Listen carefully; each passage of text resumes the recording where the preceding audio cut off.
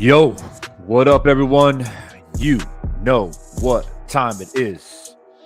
It's your boy, Divine Sense Boxing, in the building, and it is my time to cook on this shit, man. I spent my entire morning, for me, Wednesday morning, of course. I hope you guys had a good day and night where you guys are out. Most of you guys are in the States. So I've spent most of my morning, man, listening to BFGB cook, listen to Blue Blood cook, listen to 78 cook, and now it is my turn to speak on this, man. My turn to speak on this. Developments constantly happening as we go along, and to me, in my opinion, it is not trending in the direction that we want it to go in regards to seeing the Spence Bud fight. And we're going to cook on it. Make sure we get the likes all the way up, right? All the way up. This is how we get the video out there, to let the people know that we're in here cooking, we're in here discussing, we're in here chopping it up about boxing. Get the likes up, post it on your social media, send the link out, let the people know. If you ain't hitting the like button, then you're walking into my house with dirty feet. So look, there's a poll in the chat, man. Make sure you vote in that as well. Let the people know how you feel, what you're thinking. Right? The title of the live stream is different from the question that's in the poll. Okay? But nonetheless, we're going to hit on both. All right? Let me first give some shout outs to the people that did come into the building early.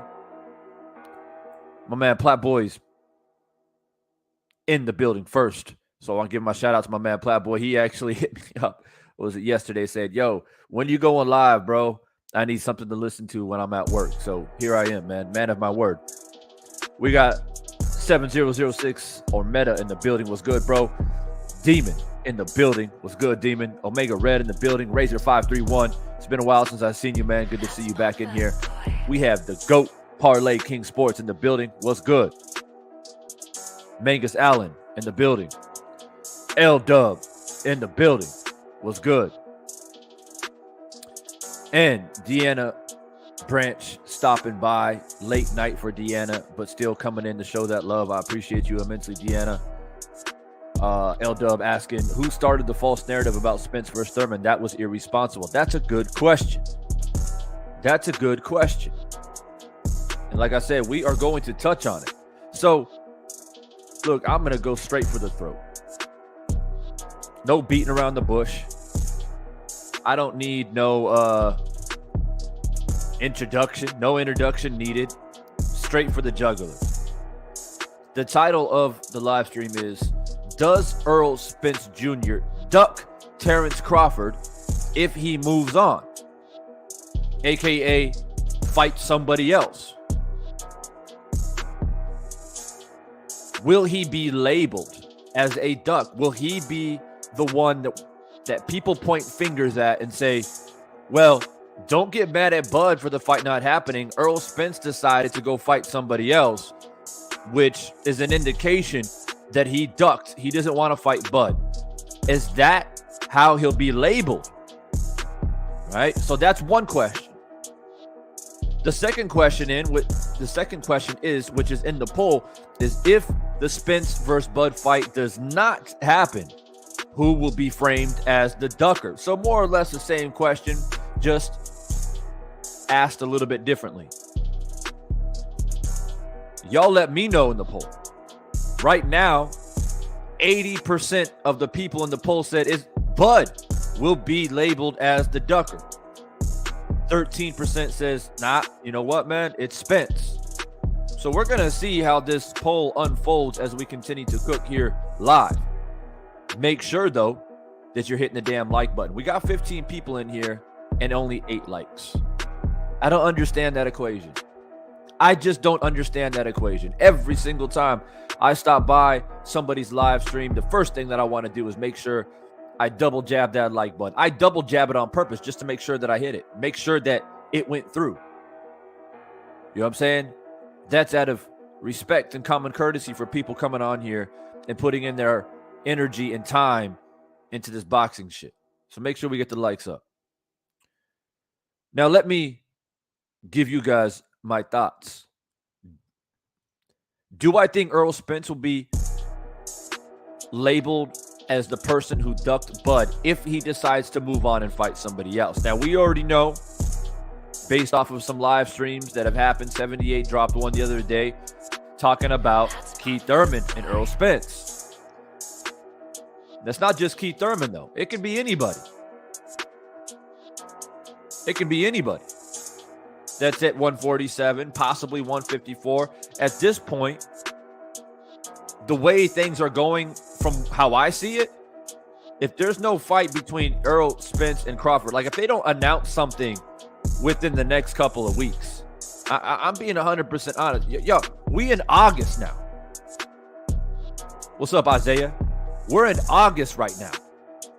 Basically, next week is August. Not even next week. 4 days. 4 days we're in August. So you got September, October, November, December. You got 4 months before 2022 is a wrap. Which means that if they're going to make the fight happen this year, they got to announce that shit ASAP. I don't see it happening, man. I don't see it happening. Literally, they have to announce it within the next couple of weeks if they're going to try and attempt to get it at the end of November. The reason why I say November is because if a lot of you guys, what's up, Andrew? If a lot of you guys pay attention to a person named Trick Nolte, he's been on Drew Titan shows. He's been on my panels before. He has a lot of connections with, fighters and trainers in the boxing world. And I've been paying attention to some comments that he's been making all across the landscape of Instagram in particular. And he wrote an interesting comment on one of BFTB's posts saying, there's dates that are reserved for stadiums in Texas and whatnot. And basically, it's the end of November. That is the sweet spot to make this fight happen, which means they've got to sign the goddamn contract within the next week or two. And if it doesn't, it's not happening. It's not happening this year. Now, here's my stance on this shit.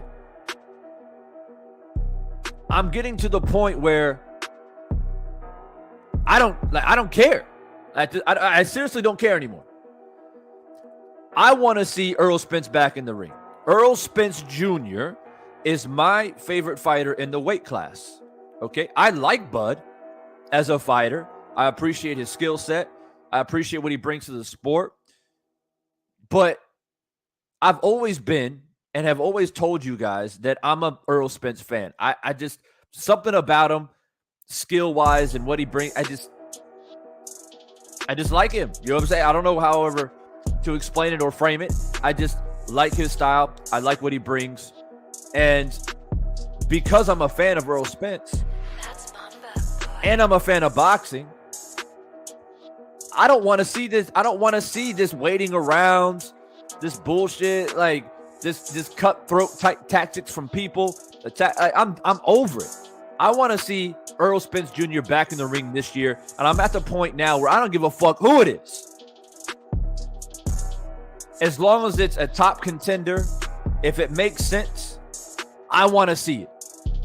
I want to see it. I want to see Errol Spence back in the ring. Now, somebody's got to come in here and prove me wrong. Somebody's got to come in here and say, Divine, you got it wrong, bro. It's not Bud Crawford's fault. Errol Spence is the one who's bullshitting around, shucking and jiving. He ain't trying to get this fight happen. If he doesn't fight Bud or if he doesn't fight this year, that's on Errol. I need somebody to come in here and explain it to me. And if you need the link to come into the live, just let me know. Just say, Divine, please send the link. Because the way that I'm seeing it right now, man, and I'm going to make it as simple and as clear as I possibly can for people, the way that I see it. And before you guys try to come at me and say, well, you just admitted that you're an Errol Spence fan, so automatically you're biased. No, motherfuckers, I'm a boxing fan. At the end of the day, I'm a boxing fan. The fight between Spence and Bud needs to happen for boxing, not for me. Don't do it for me. Don't do it for Deanna Branch. Don't do it for Omega. Don't do it for L-Dub. Do it for boxing. That's why this fight needs to be made. Just like any other division, if all the belts are on the line, they're fighting for undisputed. It's legacy, and it needs to happen for the sport, for the longevity of the sport. So that is what is at the top of the list as far as priorities for me. But yes, I am an Errol Spence fan. And if that fight doesn't happen, I want to see a person that I support, that I appreciate, that I'm a fan of, get back in the ring and stop waiting around for Bud Crawford. There's plenty of other talent in the division. It's a stacked division. There's talent at 147 and there's talent at 154. There's even talent at 140 where people may move up into 147. There's plenty of other options out there. But somebody got to come in here. Like, I'm at the point now where somebody literally has to come in here and break it down to me and say, Divine, like, I think you got it twisted, bro. Earl's the one who's holding this shit up. And if Errol doesn't fight anybody this year, that's on him. Because I'm not convinced. I'm not convinced. And I'm not necessarily saying that Bud is ducking, but I am saying, well, let me rephrase that. I'm not saying that Bud is afraid of Errol Spence or he doesn't want to fight Errol Spence. But I will say is I feel, and I'm open for somebody to change my mind, I feel that Bud is making this negotiation process extremely fucking difficult. And that is my stance. Does it take two to tango? Absolutely, it does. But I'm going to break it down to you guys. In my mind, at the end of the day, Errol Spence Jr. is the welterweight champion. He's the unified welterweight champion. He started in that division. He's been in that division. He's won titles in that division. He has defended those titles in that division. He has fought some of the best fighters in that division. Therefore, he is A-side. Therefore, he's the unified champ.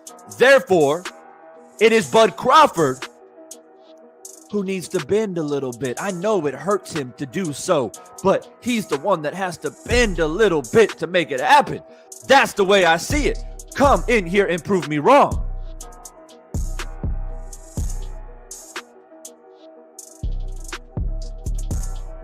Big Dog in the building. What's good, man? My man out there putting that hashtag #ConGoat out here trolling motherfuckers. What's up?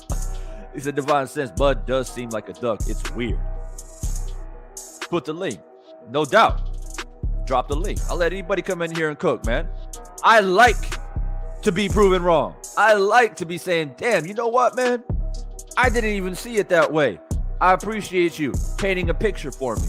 But thus far, in the past 3 or 4 months, since we have been throwing big left hooks at each other and sneaky right uppercuts and banging heads into the middle of the ring, trying to figure out who the fuck is ducking and why this fight isn't happening for the past 3 or 4 months, nobody has yet to explain why this fight hasn't happened or why it hasn't been signed in regards to Bud Crawford's maneuvering. Nobody has explained it to me. Nobody.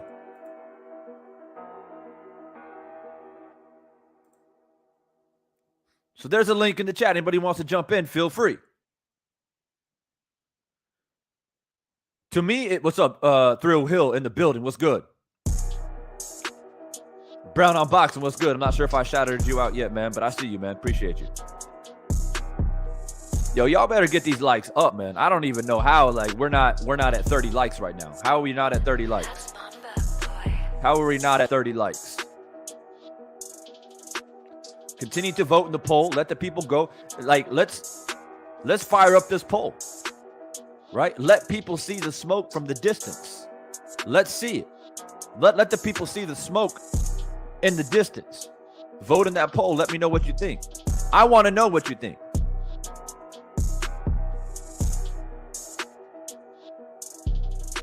Yeah, I think I sent the wrong link, man. Just give me a second. What's up, Don? I appreciate that super sticker, bro. Thanks for dropping by. This thing be tripping. I was watching BFTB earlier, man. BFTB stream is like getting shut down and shit. This shit crazy out here, bro. But don't be surprised if somebody come in here and try to fuck with my shit. What's up, Stormy? What's up, Stormy? Stormy in the building now. So look, man. Like I said, the link is back in the chat if you want to jump in. Look, I want to see this fight. I'll make it abundantly clear. I want to see this fight because I want to continue to see the sport of boxing succeed. And I want these two men continue to contribute to the longevity of the sport. There's a lot of sour taste in people's mouths about the sport of boxing, and this is the reason why. This is the reason why people go watch MMA and UFC.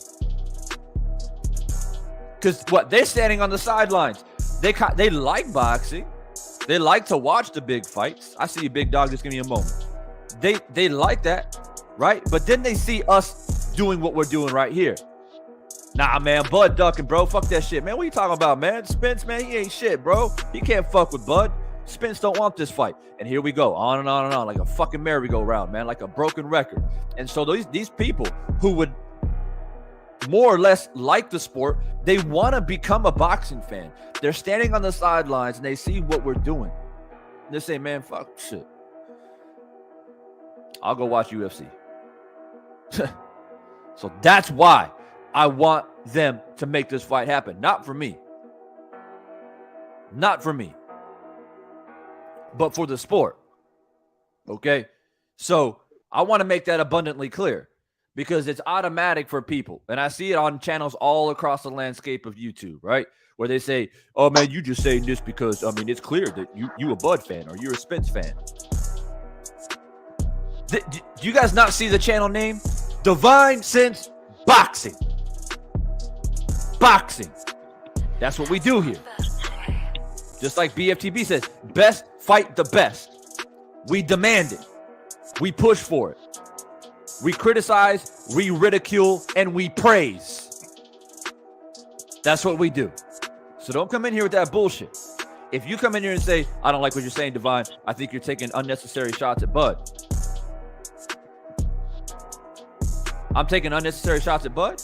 Well, what the fuck has Bud done to show me that he truly wants this fight? What has he done? Please, give me a list. Give me a list. I need a screenshot. I need an email. I need a quote from a boxing website. I need something that wholeheartedly shows me that Bud is actively trying to make this fight. And Errol said, nah, I ain't trying to fuck with that. I need something because I don't have any substance. I don't. But for Errol, I don't need much. Some people need a lot.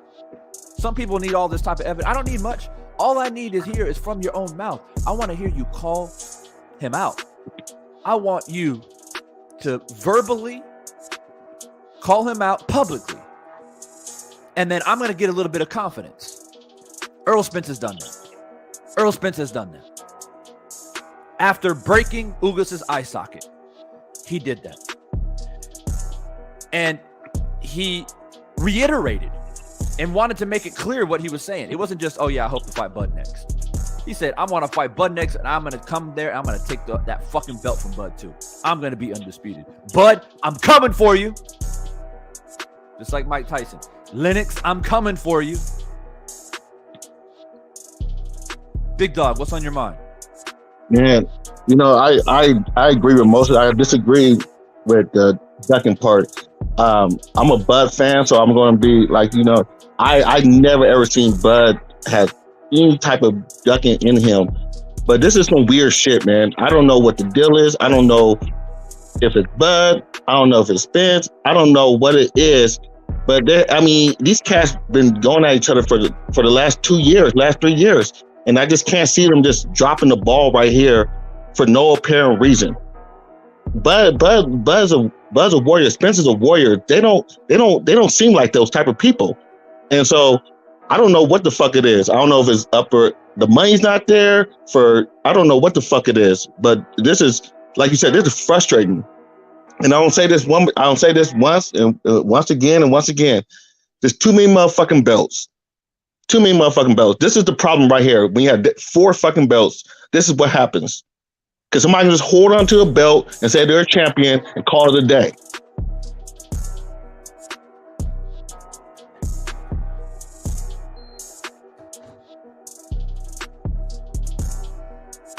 Yeah, most definitely. Yeah, I had to turn on the goddamn air in here. It's heating up in this bitch.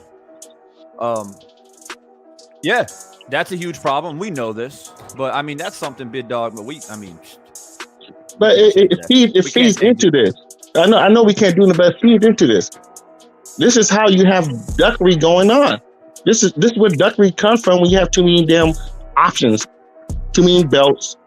You can just, like I said, whoever's doing it, I don't know. I'm not going to just use it on. I'm just saying this as a general for every weight class. We have 4 fucking belts. Somebody just poured a belt for how many years on, and they're just a champion. They'll go down in history as a champion for just having that fucking one belt and not have to fight nobody else. Yeah, most definitely. It's a huge problem. I agree with you, Big Dog, man. It's a huge problem. The options, and then it's always referring back to, purse splits and all. It's just fucking ridiculous, man. And I've been saying this for years, in general, but in particular for this fight, right?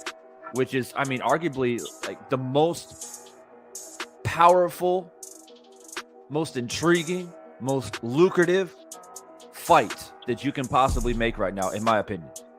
There's nothing that tops it. No, there's nothing. And this fight, as the fights in the last 10 or 15 years, this is the most equally, on paper, to me, is the most equally. Both fighters are equal in my mind, in my eyes, and this fight needs to happen.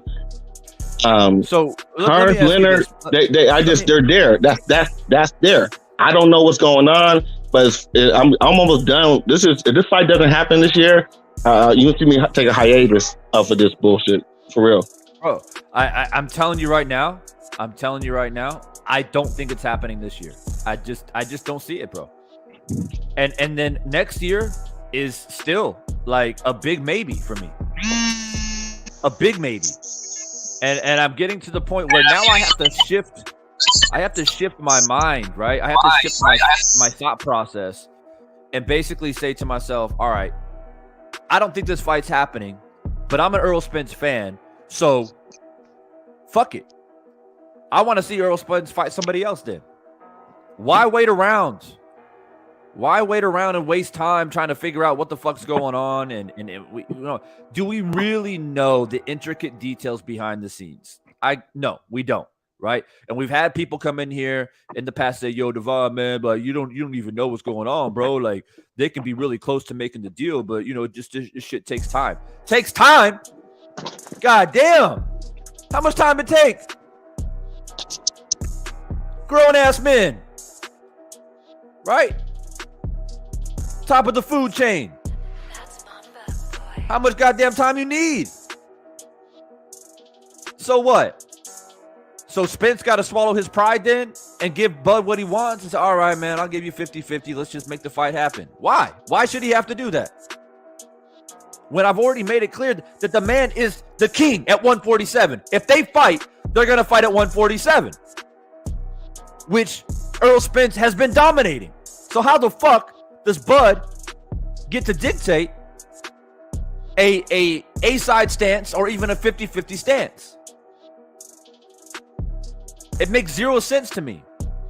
And I don't like talking about the business of boxing in general because it gives me a fucking headache because you can see my blood pressure rising because it's fucking ridiculous. And I've said it multiple times. I see you, Demon. I'll let you cook in a minute. I've said it multiple times. This shit is not rocket science, man. It's not rocket science. Right now, Errol Spence is the A side. Period, point blank, in a conversation. Bud and his team, Bo Mack and all those fools, and I say fools with love, but that's what it is. They know they can't deny that. So rather it's 55, 45, 60, 40, whatever it may be, it doesn't matter. You're going to be part of history. You're going to get paid regardless. Y'all can negotiate the back end money. I'm talking about the pay-per-view sales. Y'all can negotiate that in a separate negotiation on how that split is. Right? So you're going to get paid. M-Stacks 85, what's good? A condo in the building, what's good? Joe, what's good? Bruce, Gas, Box, and Jazz, what's good? So you're going to get paid regardless. And I've been saying this. If you're Bud, I know it hurts. I know it's a tough pill to swallow. I understand that you feel like you're pound for pound best. I understand that you've went up in weight classes. I get it. I get it. I know that your pride and your ego is astounding and it's monumental at this point. But we all know, Bud. We know Bo Mack. We know the Errol Spence is A-side. Let's not fuck around and play games. It shouldn't matter because in the contract, when you bring your lawyers to the table and they're constructing it and we chopping up the money, we trying to figure out who's going to get what, your side can simply say, all right, no problem.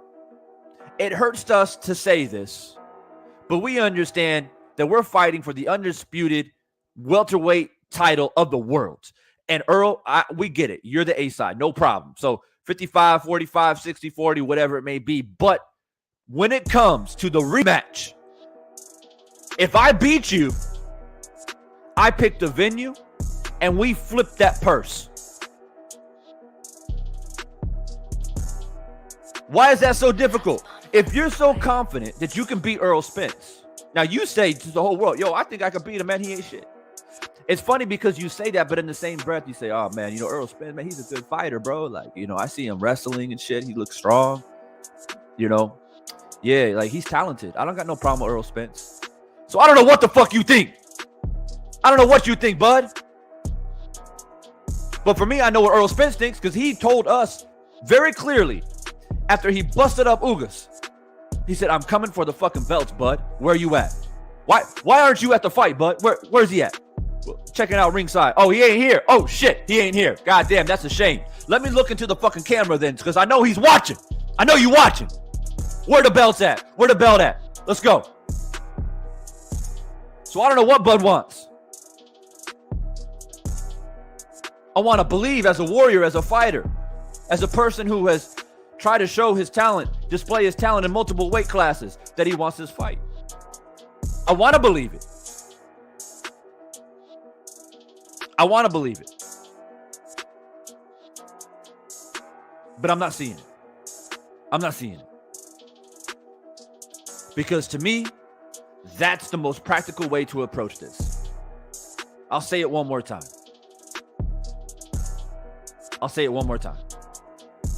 Andrew Charles, I see you. But hear me out. Hear me out, bro. Hear me out. Errol Spence is the A side. Like I said, period, point blank, in the conversation. It shouldn't even be a debate. It shouldn't even be a debate. Rather, it's 55-45, 60-40. They got to fucking figure out a way to get that first fight popping. There's going to be a rematch clause.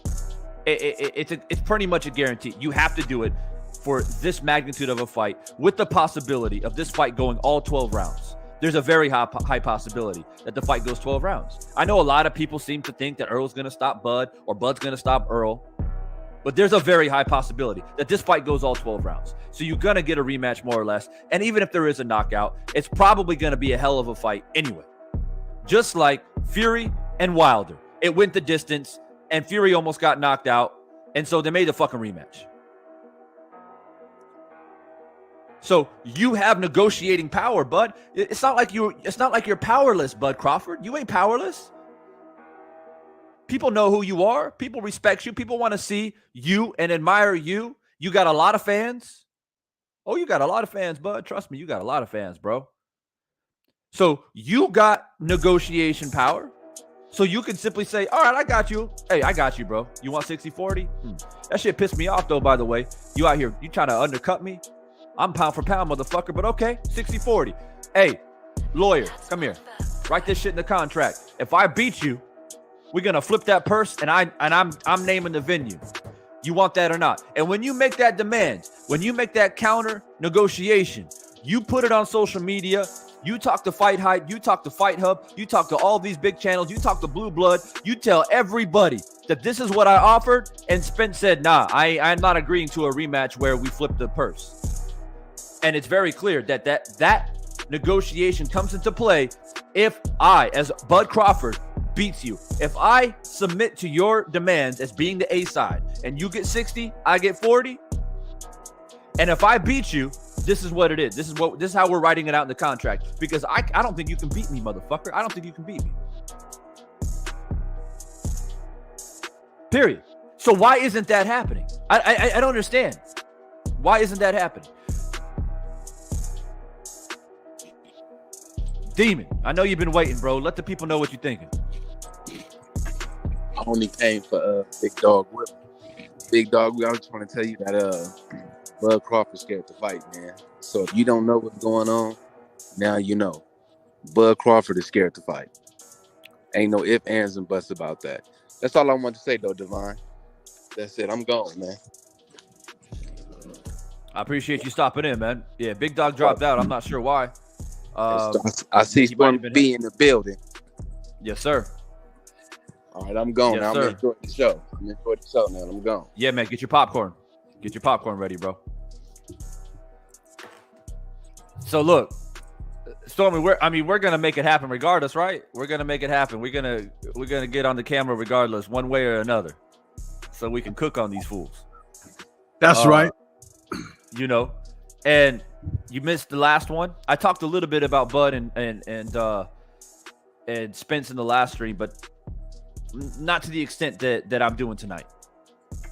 And before I let you chime in, I'm going to double check this poll just to see. This is why I do the polls, by the way, because I don't want to be, I don't want to be an echo chamber. I want to hear what the people have to say and think. If the Spence versus Bud fight does not happen, who will be framed as the quote unquote ducker? That is the question in the poll. Right now, 75% says Bud. 25% says Spence. That's where the poll is at. So continue to vote. Continue to let the people know. If you're not brave enough or don't want to get mixed up in any trouble and you don't want to comment your opinion, then you got the poll there to save it. You can save yourself by voting. And then along the way, continue to hit that like button. And let me just real quick, I got you, Plat Boy. I saw you pop up. I was cooking, bro, so I missed your super chat. Sometimes I be cooking, man. I get blinded by the light. Platboy says, Divine, give me a scenario where neither fighter is ducking. What could be stopping the fight then? Give you a scenario where neither fighter is ducking.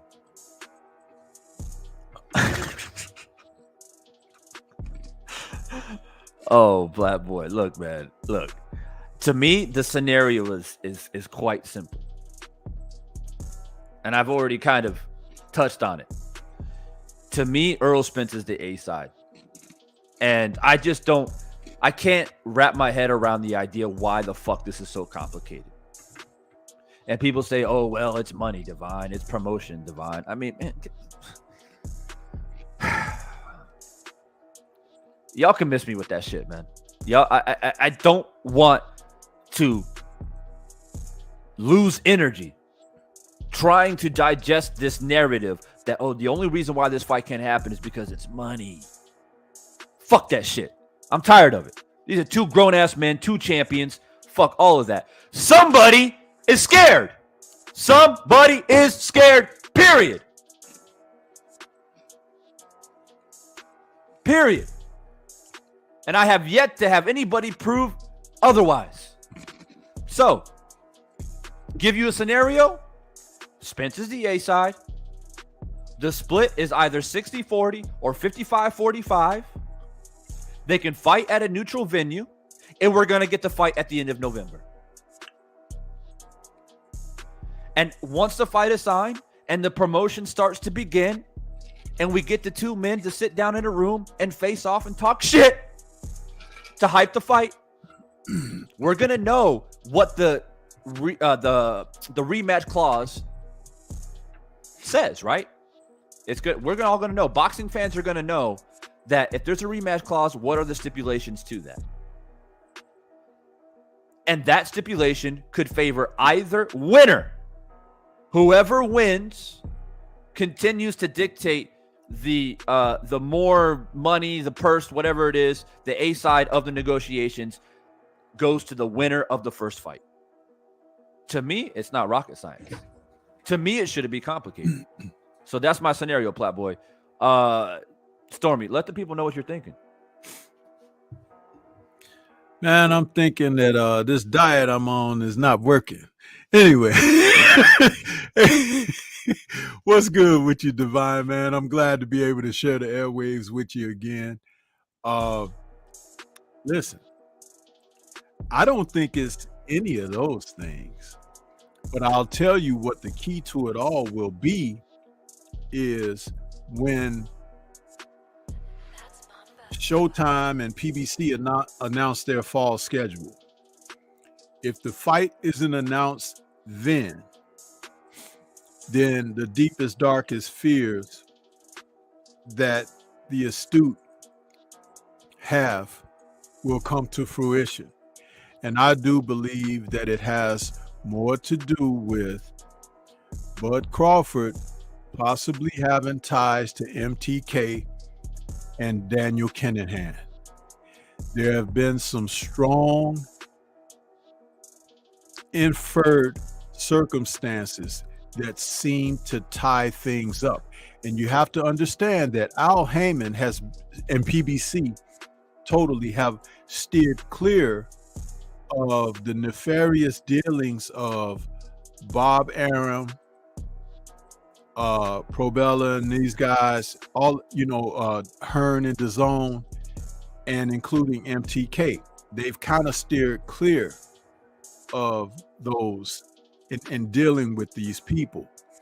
Now, as Drew Titan has suggested on his show weeks and months ago, the ripple effect from MTK having to shut down, that is sending shockwaves throughout boxing, because there are so many people whose names could be associated and attributed to dealing with these people.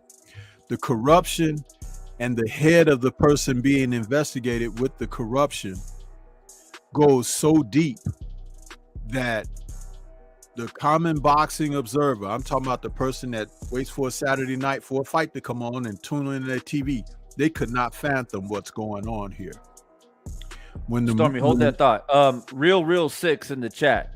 I don't know what your deal is, but if you have some type of issue, you can click the link and come in. I don't know if you don't like what Stormy's saying, but the link is in the chat, bro. Sorry, Stormy, go ahead. Kind of lost my train of thought, but where I was going to say is that when you look at how when it was announced that Top Rank and Bob Arum's group had been paid over 5 point something million in consulting fees. You know what I'm saying? That right there, that money could go a long distance. But what type of consulting can Bob Arum get from them? Bob Arum is 90 years old. He's been in the sport of boxing longer than most of us have been alive. You know what I'm saying? So it's like when you think about it, it's like, wow. But when you talk about sanctioning bodies, corrupt officials, judges, promoters, referees, you know, a lot of envelopes and things can pass, you know, change hands or whatever. But I just want to say, for someone like this person who's saying something in the chat, I'm going to throw a question out there, because I've talked about this before on someone else's channel, but just going to pose this question to you. When Jamel Herring fought Carl Frampton, where did he fight him?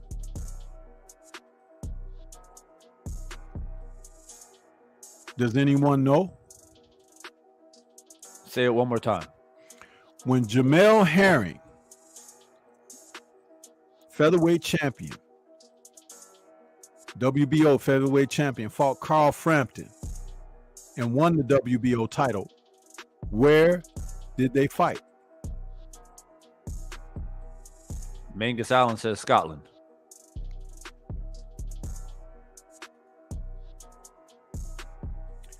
Who did Carl Frampton fight for?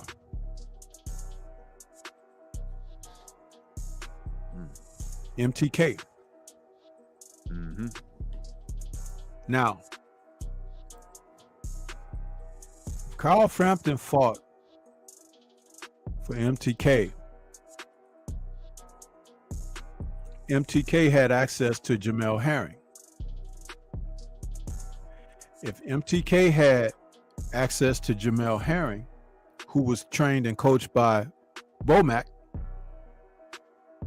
who else out of Bomac's stable, famed fighter, so-called pound for pound, could they also have access to? Now, are we talking about guilt by association? Not necessarily. But when they're talking about bringing down crime regimes, they have something called the RICO Act. A lot of times when money changes hands and someone is laundering money or cleaning their money through a filtration system like boxing, people can enjoy certain type of luxuries just by being or making themselves accessible. When an investigation such as this that's being launched goes the way it does, it can tie up a lot of things. It could tie up economics for certain people, especially if they got to look back in your books and see where certain things are coming from and what's accounted for and things of that nature. So, something present like a big time fight with Errol Spence and Terrance Crawford.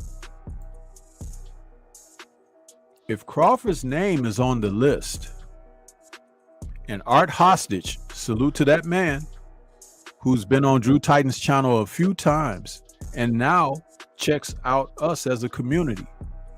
But he doesn't run a boxing channel, but he talks about the corruption of these crime families and everything, because he's from the UK and he's from over there in the that section of the world, and he has more knowledge of these things than we do. He said it's highly probable that that could be what's holding up this fight, because they're looking into financial affairs and everything, and certain things, if they don't pan out, there will not be a fight. And it's not necessarily because, you know, Spence won't fight him or Bud don't want to fight. It'll be because Al Heyman and PBC won't do that kind of business. You see? And remember, for so many years, going way back to before Deontay fought Bermain Stavern, there were certain journalists talking about PBC was going to come crashing down and that they didn't have money and that they were going to tap out. Well, look, that same journalist who supports this now busted and gone out of business regime is seeing that PBC is still flourishing, and who he threw his alliances and allegiances to are under investigation for criminal activity, allegedly. So even journalists are a part of this. Top Rank and ESPN, as much as they don't want to admit to it, they're a part of this. Some of the sports journalists over there at Top Rank and ESPN are a part of this, and they don't want to admit to it, which is why they don't talk about these things, because why would you tell on yourself? Who investigates themselves under such dire criminal allegations? So when we talk about these things, it's easy to say just at face value, oh, Bud is ducking, he's scared, he's this and that. That's fanfare going back with one another. But if you want to look deeper into things, as we've always offered up information here, because we could talk about it, but they can't. There's so much to be taken into account here, that there are people whose lives may be ending as they know it, meaning that some people may be going away. You understand? Art Hostage says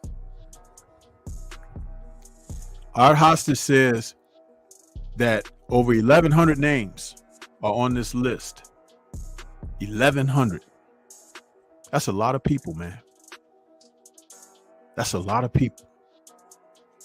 So just know that it's easy to sit back and talk about, you know, who's ducking and things of that nature.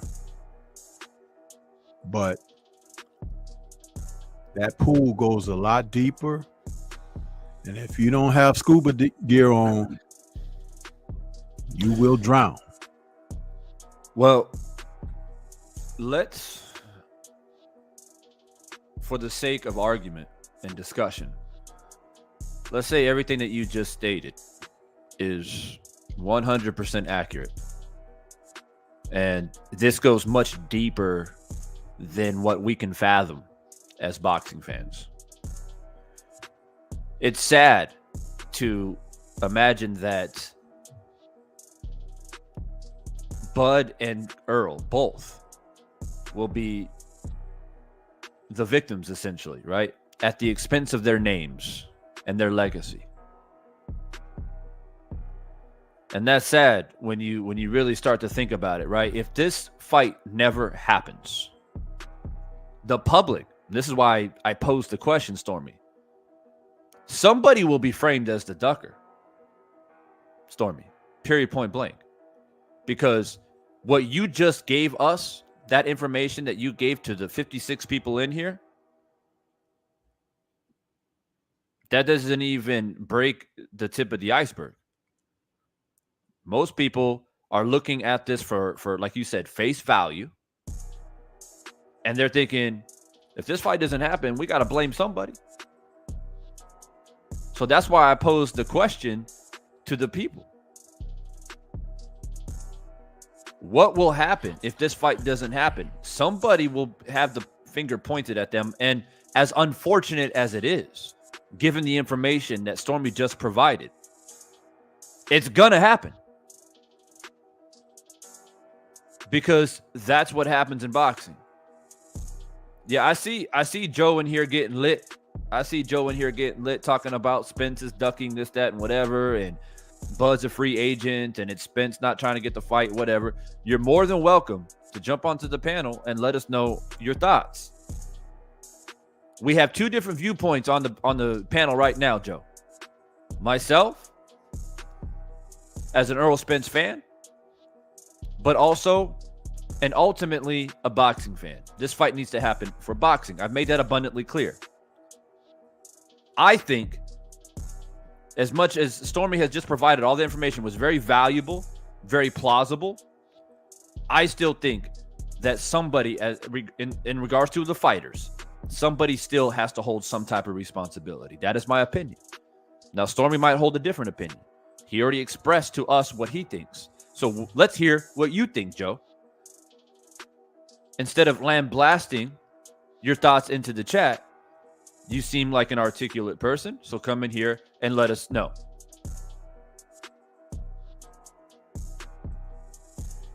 And so now you're saying it's not Spence, but it's Spence's team that's ducking.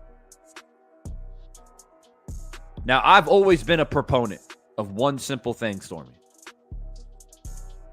Especially in the most recent times of boxing, where boxing has become more and more political, more and more about money, more and more about who's going to get paid, how they're going to get paid, etc., etc. But I've always stand firm on my stance, Stormy, that the fighters still hold some type of responsibility. I do not buy into this idea that the fighters are hopeless. The fighters have no say.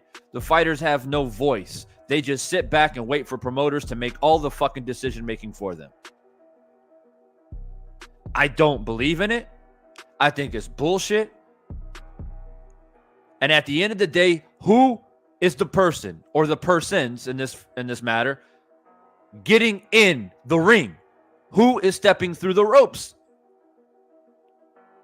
It is the fighters. Right? So ultimately, you can't force them to fight somebody that they don't want to fight.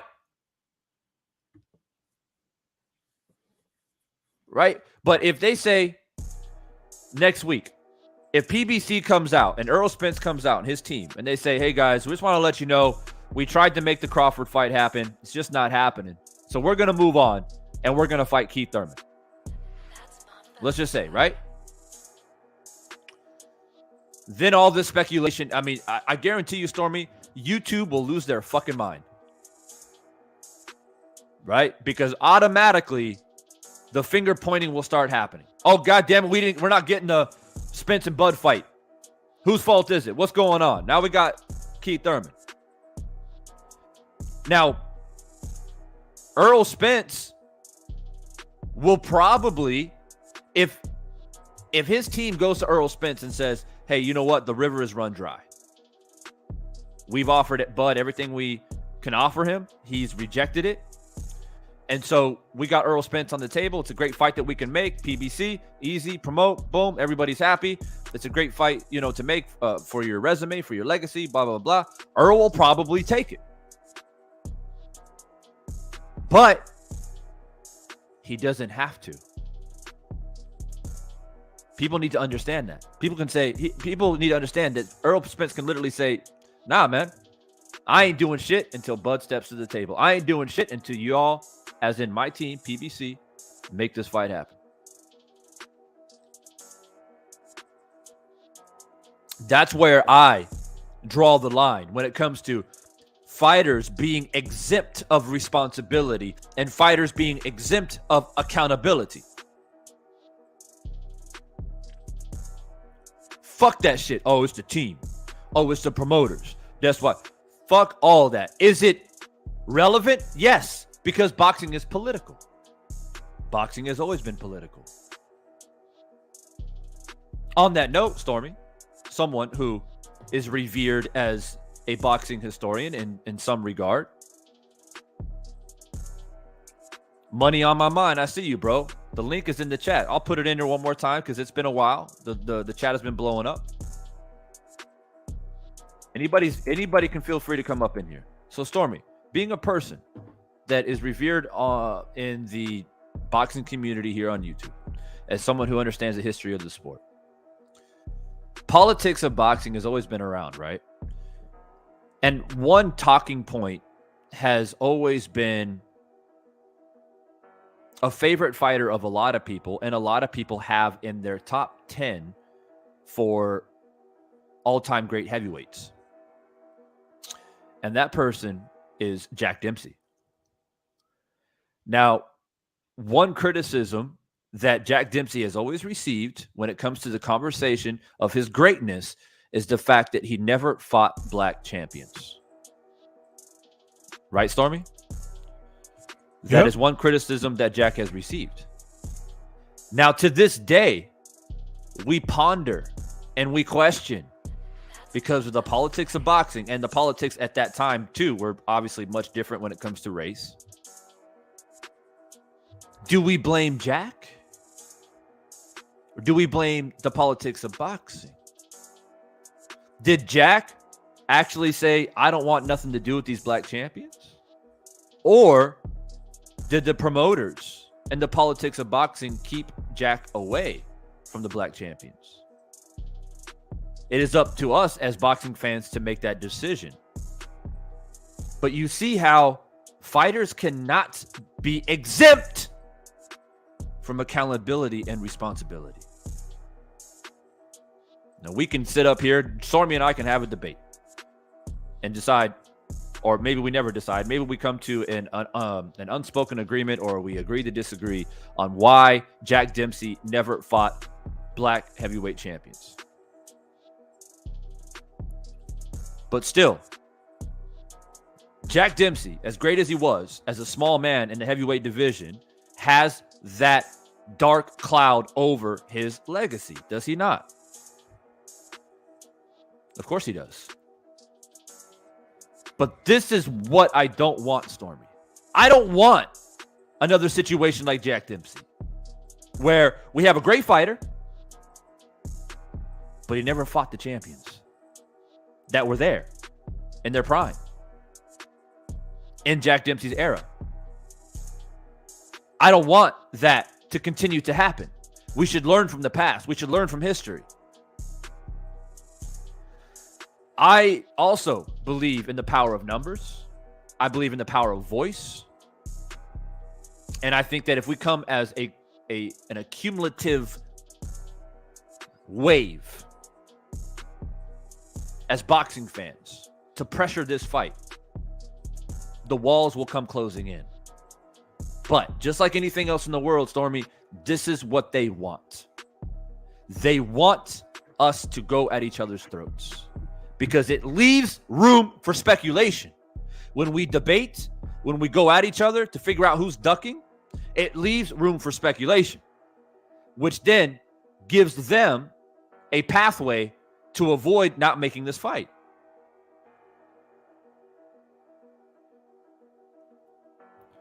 So, Joe,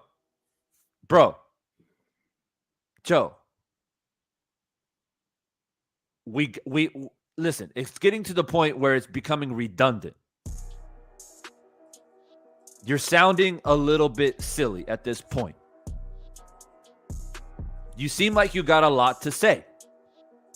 Just click the link and get it off your chest. I don't want my comment section full with just, quite frankly, just ridiculousness.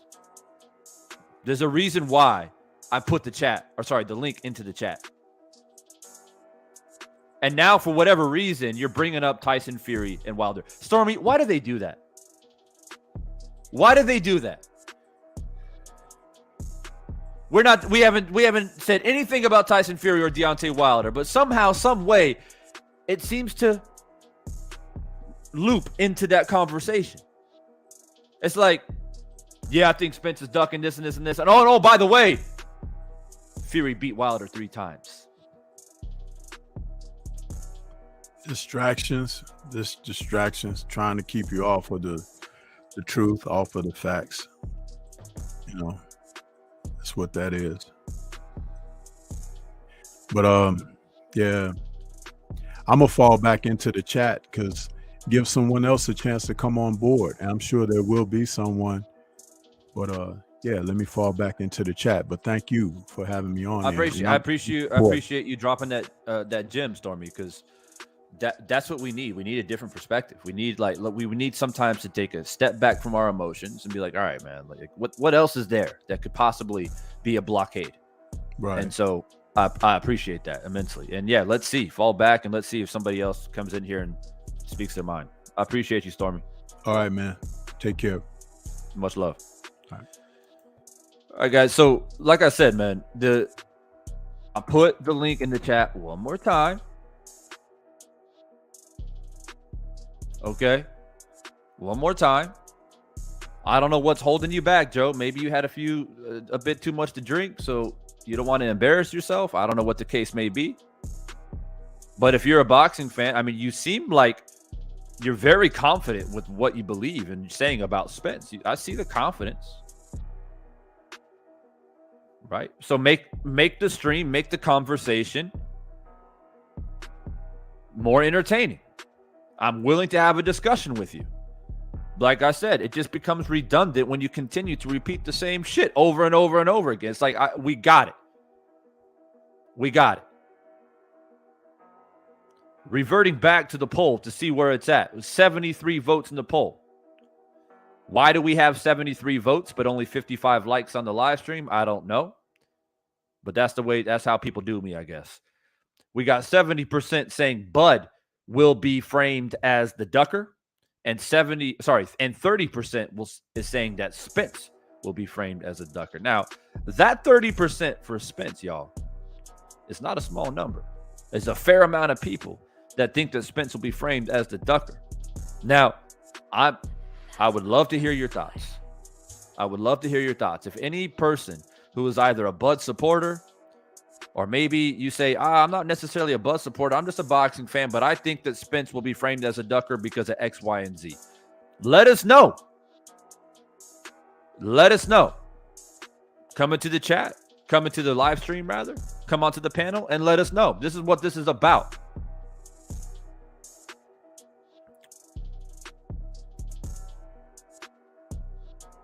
West Goat in the building. Says new fan. Enjoying your stuff. Joined late, but what's your final prediction here if it does happen, Spence UD? Well, first and foremost, West Goat, I appreciate you, man, for being a part of the channel, man. Always have, the doors essentially open, I always tell people, this is the fortress in the kingdom of Divine Sense Boxing. We have a big-ass long table where we sit down and we eat. And we enjoy ourselves. We talk about the sport. Sometimes it gets heated. We don't get the debates going on at the table. But it's always love. If you come knocking on the door of the kingdom of Divine Sense, somebody will answer it. You wipe your feet off. You enter the kingdom. And you're welcome to join the table as long as you keep it respectful. Then it's all good. So, it's nice to have you a part of the family. When we get people who become agitators, it becomes a problem. Now, as far as my prediction, I try to refrain from dropping predictions prematurely because, quite frankly, like I just said, I don't think this fight's going to happen. I don't see it trending in that direction. I want to be proven wrong. I honestly want to come on this mic and say, hey, guys, I was wrong, man. Damn, they made the fight. Can you believe it? They actually fucking made it. It's happening. We're going to get undisputed in the welterweight division. That's what I want to happen. I want Bud and Spence to prove me wrong. But I'm not seeing it. I'm not seeing it. So I don't like to drop predictions prematurely. But I will say this, man. I will say this. In my opinion, there are a few factors that I look at when it comes to this fight. I think that Errol Spence is a true welterweight. He always has been and will continue to be so, which makes him naturally the bigger and, in my opinion, the stronger fighter. Now, does bigger and stronger make you or help you? Well, does it guarantee you a victory? No. But it definitely, at this type of level, does make a difference. When you're naturally bigger, naturally stronger, and when you're a person like Spence, who dedicates power shots to the body and breaks eye sockets, then yes, I think it makes a difference. So that's the first thing. The second thing is Spence, in my opinion, is underrated by a lot of people in general. A lot of people think he's flat-footed. A lot of people think he can't move out of the way. A lot of people think that Bud has faster hand speed, better combination ability. And for some reason, somehow, I can't believe it, but I see it on YouTube all the time. People question Errol Spence's chin. And I posed the question many, many times in a lot of different channels. I went to Trill Will. I went to BFTB. I went to 78. I went to Blue Blood. I went to a lot of channels out here. I went to Drew Titan. And I asked the question, the same question on all those channels.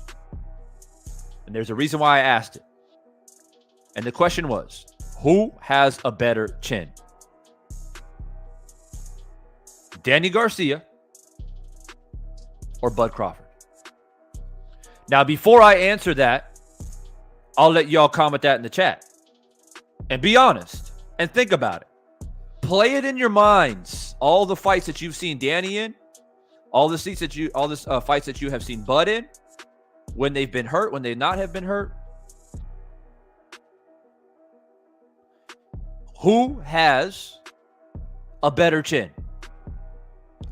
And the reason why I bring this up is because people have actually questioned Errol Spence's chin. So I will reverse that question and put it on Bud then. I'll ask again. Who has a better chin? Danny Garcia or Bud Crawford? Put it in the chat. Blow it up. Let me know. I'll wait. Who has a better chin? Keep the answers coming. Keep the answers coming. I'll wait. Who has a better chin? Danny Garcia or Bud Crawford? Keep the answers coming.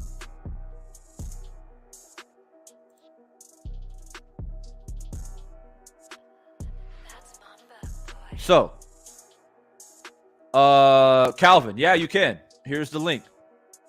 Jump in. So let's go through it.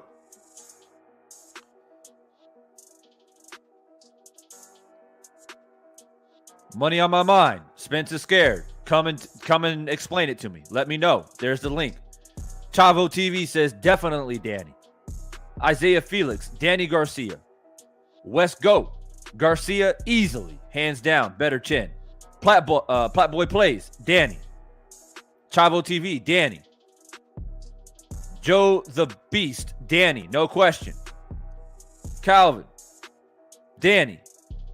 Isaiah, DSG. Emmanuel, Danny. Ratchet, Danny. Deanna Branch, Danny.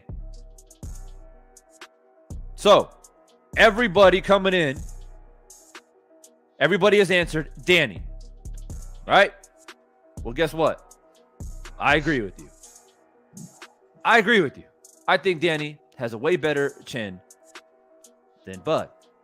Now, who won the fight between Errol and Danny Garcia?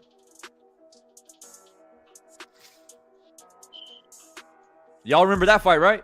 Y'all remember that fight? Back in 2020 at AT&T Stadium, where Spence was defending his WBC and IBF welterweight titles. So, I remember Errol Spence winning that fight. And he won it by skill. Because Danny has one hell of a chin. One of the best chins in boxing, as a matter of fact. So when we look at Bud, and y'all said Danny's got a better chin than Bud. Bud has been wobbled. Bud has a tendency to get into firefights and exchange. So the question that I pose for people, especially this dude Joe that continues to be a troll in the fucking chat and refuses to click the link. To see my man Calvin in here, he had the courage to click the link. So the question is it safe for Bud to get into an exchange with Errol Spence, considering that he doesn't have the same type of chin that Danny Garcia has? That's my question. Y'all can answer that in the chat. Calvin, what's up, bro? What's on your mind? Hey, what's going on, bro, man? You know what? Great show. This is my first time seeing you ever, and I subscribed. You're doing a good job. I like what you're talking about. But hands down, Earl is going to win this fight. And I'm a Bud fan and I'm an Earl fan. And if you go back and go look, Earl has a chin. Earl fought against Lamont Peterson and took some shots. He fought against Porter and took some shots. He went against Kell Brooks and took shots. If you look at the fight with Bud, when he fought against Gamboa and some more people, he took some shots and it affected him. And we know Keith Thurman don't like body shots, but you know what? Bud don't like body shots neither. So a lot of people can say that Earl is going to sit back and he's flat-footed and he's this and he's that, but nobody was able to break the code on him. He's always been breaking people. And now we have a more determined Bud. Earl. Earl is in the gym. He's not in the club. He's not drinking. And when he was doing all that, he was winning. Now he's focused. I think Bud is trying to get more time because he realized, basically, I need a little bit more time for this guy because he's hungry. He's preparing like he don't even have one belt. He's a hungry man, and that's what we have to realize. And if this fight don't get made, a lot of us have to realize is simply this. When you take into the equation that Showtime have to put out their information by October. Yeah, they have $1 billion that they have to allot to different programs, but they get splits up. When Bud left Top Rank, that would have been PBC, Showtime, and Top Rank splitting that bill. But now it's just two. So if you see it's just two and you want this fight for legacy, you have to do what Mayweather did with De La Hoya and take the 70-30, take a lower split in order to make this fight for legacy. That's what you say you was taking, because you was going to take $10 million guaranteed if you was going to fight Pacquiao and he was going to get 40. So why do you want 50-50? You know, boxing is like a woman. What have you done for me lately? They're not going to look at his last two weight classes. They're going to look at 147. And you know, 147 starts the power. 147, 154, 160, 168. Then they jump up to heavyweight. They really don't look at 178. So you 170. So you really have to do it in the aspect of, do you want to make this fight for legacy or don't you? I told a friend of mine 2 years ago, they're not going to fight to 154. And the reason why I say they're not going to fight to 154 is simply this. They're trying to build it up. They're going to have more power, and they're still trying to figure each other out. This new Earl, people cannot figure out right now. They couldn't figure out the old one. They thought they had the game plan, but this new one, there's more determination. This guy who's not ducking and diving, he's not dipping too low. He's not doing any of those things now. His footwork is getting a little better. His hand speed is getting a little bit better. He's making adjustments on the fly. When he gets stunned, he comes around and fight harder. This is a different beast that Bud has to deal with. Now, you have to realize I'm a Bud fan as well. I've been watching Bud fights ever since he came into professional. And one thing about Bud, a lot of times when he was fighting at 140, he was actually the bigger guy. And if he was the same size, he had the longer reach. But now he's going with a guy who's just as big as him, has just as close reach, can get inside, can work the body, can counter. And you have to take something in consideration. Errol, per round, he lands or he throws 23, I think it's 23 or 21 punches a round, to where Bud is only throwing 15.1 or 15.2 or 6 or something like that a round. That means Bud is a counterpuncher. What happened when you take the ability away from a counterpunch to be able to counterpunch? The jab is nasty. And a lot of people don't see that. It was proven when Bevo beat Canelo. Even though I don't have all these things you say in the toolbox, but I perfected something that I'm good at. And if you can have everything in the toolbox, but if you can't fix that problem that's beating you, it's no good. And Calvin, let's not forget that Spence is a southpaw. Exactly. And sure, Bud, we all know he's a switch hitter, but he predominantly fights in the southpaw position, usually. These last, I say, year and a half, 2 years. Right. So what does that mean? You got to go look back. When was the last time Bud fought a southpaw? Oh, last time Bud fought a southpaw, that's when he fought that guy, I think from Scotland or England or something. That was a long time ago. That had to be like, what, 4 or 5 years ago? When let's take a look. Because I always bring this up.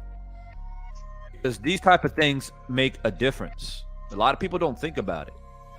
Right? And by the way, if you go to Wikipedia or BoxRec, Terrance Crawford's official stance is southpaw. Okay, that's his official stance. We all know he can go right-handed, but that's his official stance. And he predominantly does fight in the southpaw position. So, we look at his resume. He fought Sean Porter. He's right-handed, right? Right. Yep. Then he fought Kell Brook. Kell Brook is right-handed. Right. Yep. He fought some dude, this Lithuanian dude that he fought. I'm not going to even attempt to pronounce his name. He is right-handed. Then he fought Amir Khan. He is right-handed. He fought Jose Benavidez. He is right-handed. He fought Jeff Horn. He is right-handed. So by Jeff Horn, we're already into 2018. Okay, we're already in 2018. Then he fought Ndongo. Ndongo is a southpaw. So there you have it. That was the last time he fought a southpaw. And he got a KO in 3. And that was in 2017. Well, 5 years ago. 5 years. 5 years, y'all. But I have a question for you. Yep. If you don't mind me asking, I have a question for you. When he fought against Kell Brook, that was a broken Kell Brook.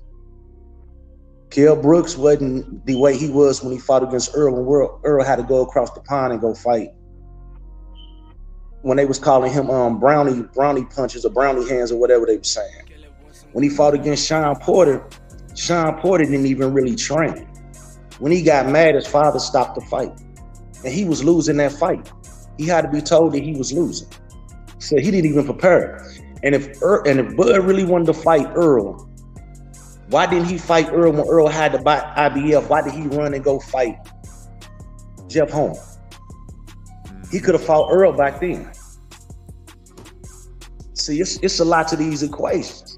All that was that Bud versus Jeff Horn fight. All that is him jumping on to the gravy train because Jeff Horn beat Pacquiao. Right.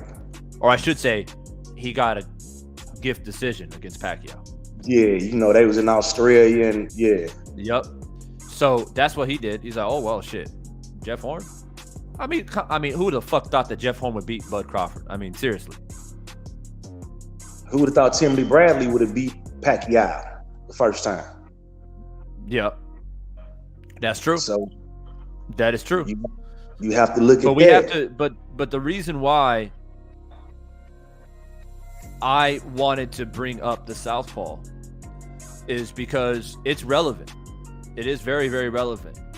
For the most part, Bud has fought right-handed fighters,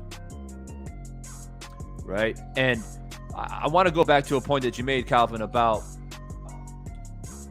Errol Spence and his relentless pressure. When you have relentless pressure going up against a counter puncher, basically Bud's best chance is to catch Errol with something that he doesn't see. Now, does he have the power to drop Errol? Possibly. But once again, when is Errol really? I mean, he got his mouthpiece knocked out against Ugas, and Ugas punched him right in the face, and he took it. He ate it. He ate it. Now, was Ugas the biggest puncher in the division? No. Does he have Bud Crawford power? No. But let me say it again. He got punched in the face without a mouthpiece and shrugged it off like it wasn't shit. That's good. And Ugas looking at him like, God damn. Yeah, Ugas saw the opportunity. Ugas saw the opportunity. Oh shit, there goes his mouthpiece. Bam! And then right away, to me, that was the turning point of the fight. Where Ugas said, oh, there's nothing I can do. There's something demoralizing about boxing. When you throw your best punch and it doesn't have the effect that you hope that it has. So 1000% at some point in the fight, Errol get caught. I'm not saying that he won't get caught. It's not like Errol has Mayweather defense or Pernell Whitaker defense or out there moving around like fucking Willie Pep. He gets hit, he'll be hit. But my point is, if he takes Bud's best shot, Errol's going to keep pressuring. And the thing that people have to understand about Errol is he doesn't really headhunt. He dedicates to the body. And Bud Crawford's body is extremely vulnerable. Okay? He's not used to fighting fighters that dedicate to the body. What did Sean Porter do? Sean Porter was literally swinging for the fucking fences. He made the fight interesting because he was trying to smother and get all over Bud and trying to, continue to work. But the problem with Sean Porter is he's like a bull. That's what he is. He's a bull. You open the gates and he runs out. And he jumps all over you. He tries to make you uncomfortable. So all Crawford had to do was stay calm, stay composed, and be the matador and control the bull. And wait for the moment to get his counter punches in. And he finally got it. Right? Errol Spence is not a bull. He's not out of control. He is in control, but he pressures you methodically. Rip into the body. Catch, shoot to the body. Right? And I guarantee and mark my words, if the fight does happen, Bud will be predominantly on the back foot in the fight. I believe Errol so too. Spence will be walking forward. Now, Errol Spence fought a guy. I can't remember his name. It escapes me. I think he's like South African, a white dude who is a southpaw. And go back and watch the fight. Errol Spence beat the brakes off this dude. And the dude that he fought, well, he was tough. I mean, he took some shots. I was like, damn. Like, he took some hellacious shots from Errol. But Errol just walked this in here. And there's a reason why I bring this up, because Joe said in here, well, since you bring up Bud and his resume in regard to who he's fought, when it comes to southpaws, what about Errol? Earl was, don't forget, don't let it slip your memory, Earl was supposed to fight a certain southpaw. You remember? Manny Pacquiao. So leading into that, we all had our fight predictions and we were talking about the fight, and a lot of people were saying that we don't know if Earl can handle Manny Pacquiao's speed. He's a southpaw, blah, blah, blah, blah. So I did and dedicated a lot of time. I know you're new to the channel, Calvin, but I dedicated a lot of time breaking down that fight because that fight was going to happen before the eye injury. Right. And I studied Van Heerden. Thank you, Emmanuel. And I studied that Van Heerden fight in particular. What I noticed from Earl is Earl's so fucking good, man, and it's so underrated. His foot positioning as a southpaw is uncanny. He's so good at placing his feet to give him the best opportunity. Like in Ugas, he made Ugas very frustrated because he continued to outmaneuver. Not by foot speed, not by bouncing around on his toes, but knowing how to step and use angles. People don't understand. You got to do realistic film study on Errol Spence. And watch Van Heerden fighting a fellow southpaw where their jab hands line up. He never allowed Van Heerden to get his left hand down. He's constantly stepping to his right. I remember that fight you talking about. He kept it out there the whole time. I know what you're talking about. Yeah. And see why he frustrated Ugas, because when you fighting against a southpaw, you're always taught to keep your right foot on the outside of the southpaw's left foot. That way you mess up their rhythm, they can't get off. But if you can't do that, then you stuck. You stuck the whole time. You got to really study these type of things, man. I implore you guys. And I was saying earlier, like, I'm putting a lot of energy and thought process into the fight, which, I mean, it may not even fucking happen. But for the sake of conversation, we'll chop it up. But I just feel like, does Bud have a chance to beat Errol Spence? Absolutely. Absolutely. And that's why we're here going crazy about it, because we know it's a fucking great fight. Anybody can win. But Bud has that one ability where sometimes he's in a fight where you're thinking like, damn, this might be it. Bud might get caught with some shit. Bud, I don't know, is he hurt? I don't know. Like, and then he just pulls something out of the woodwork and like puts someone to sleep. Yeah. Right? And he has that ability. Errol Spence is more methodical. He's more like, when you look at Earl, you know what you're gonna get. You know what you're gonna get. Strong, true welterweight, excellent body puncher, relentless, hell of a chin, great power. His whole strategy is to break you down. But Bud, you don't know if this motherfucker's gonna go southpaw, right-handed, attack you, counter punch, exchange with you.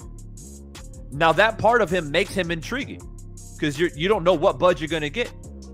I don't mean to interrupt, but I can see for this fight you may say that, but a lot of times if you watch Bud's last 3 or 4 fights, when he went from conventional to southpaw, he usually got caught in transition. So for some reason, he used to be in conventional a lot longer, and then he switched to southpaw. Now he's immediately jumping to southpaw. So I'm wondering if he actually losing a little bit of his time and his speed.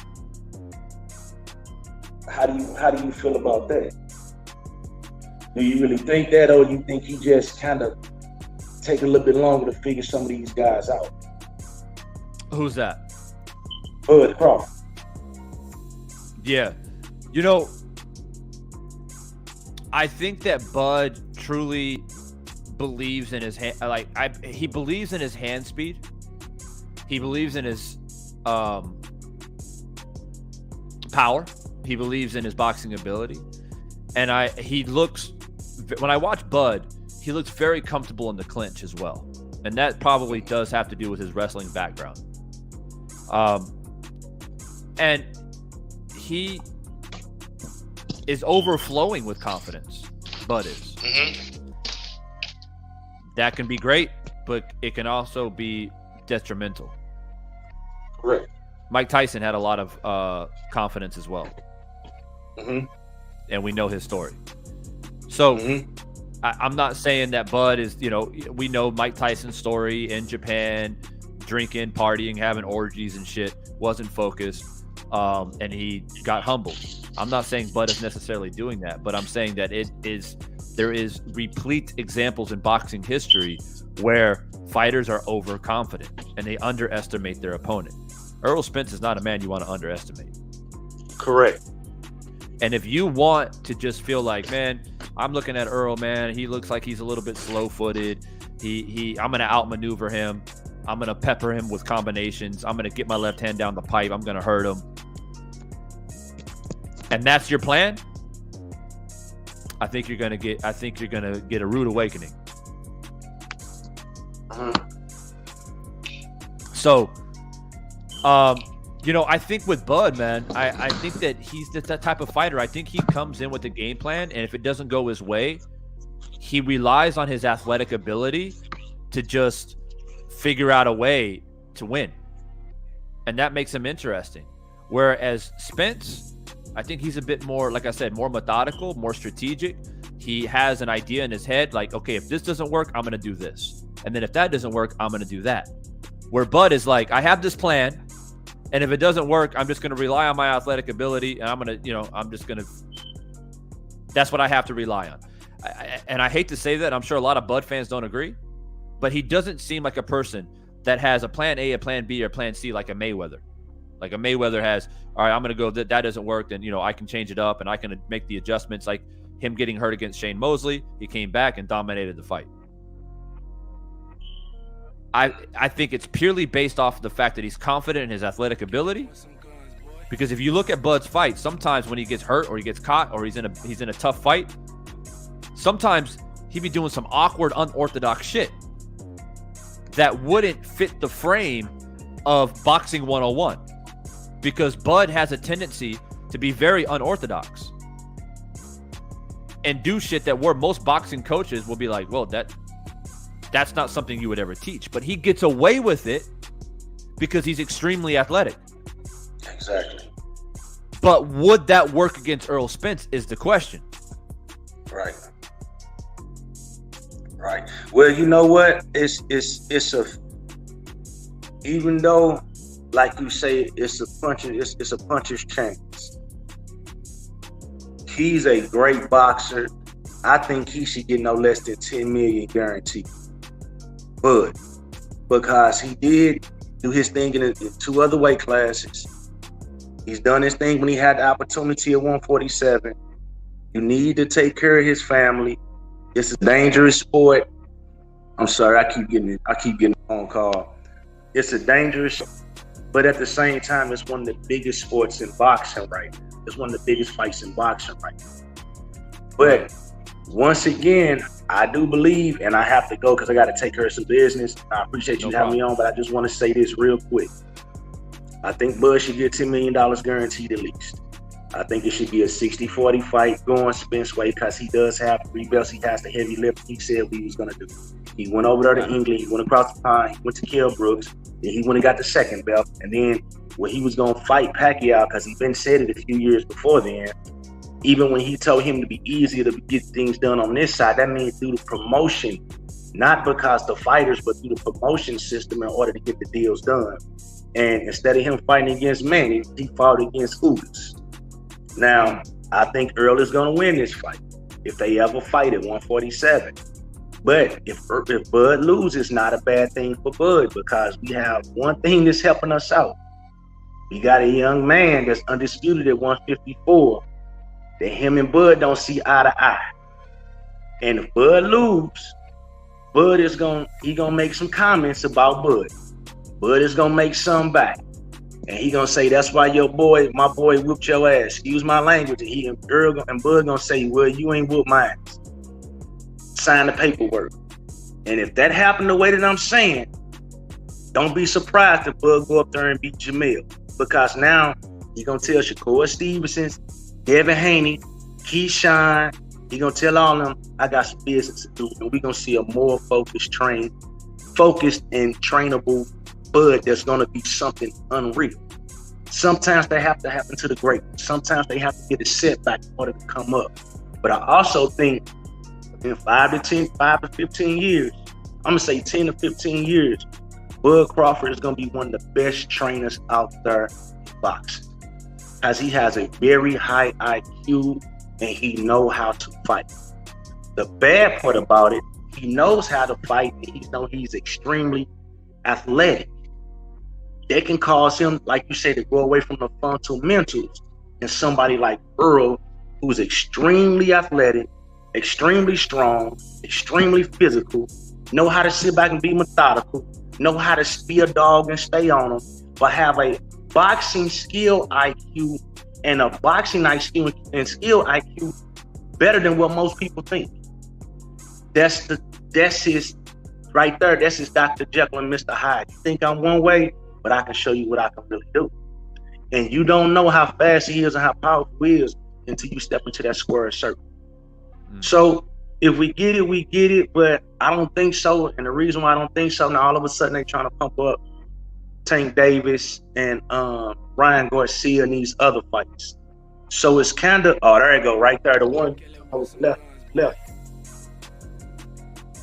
Yeah, I just want to show real quick. I don't want to play too much of it because PBC, they shut my shit down. But I want to show you guys in the southpaw position, right? Both southpaw here. And one thing that Spence does is, first off, I want to say that Spence has one of the best jabs as a southpaw in the business. In the business, period. And that, and when people say, well, why do you emphasize as a southpaw? Because southpaws don't always have a great jab, right? A lot of southpaws are just extremely heavy left-handed. Manny Pacquiao had a huge discrepancy in his game, and he got exposed against Eric Morales when they first fought because he didn't have a great jab, and he basically didn't have a right hook at all. It was just like this little, like, he like fling the jab out a little bit, and then he relied on his foot speed to get his left hand in there to try to hurt you. Right? But Errol Spence has a surgical jab as a southpaw. Jab to the body, jab to the head, double jab to the head. And when he's jabbing, he's pivoting. Right? Feint with the jab. Catch with the jab, shoot with his own jab. He has learned to utilize that jab, and that is true boxing fundamentals at its finest. Now, what I want to point out here is, right before I paused this, he landed a jab. And that's why Van Heerden took a step back to create space. Now watch what Errol does next. Jab, left hand. Notice how Van Heerden ducks down because he's trying to avoid the left hand. And what does Errol do? Boom! Body. And not only that, check out where Errol Spence's glove at. He knows that left hand is coming back, and he blocks it. All right? Errol Spence is surgical, people. He is surgical. Now watch again. Watch him utilize the jab and set up a body shot, because he knows if I don't get the left hand in there, he's going to duck down. And if he ducks down, I'm going to rip to the body. And when I rip to the body, I know the left hand's coming back, and I'm going to block it. I keep my chin protected. Right? Boom, jab. Step back.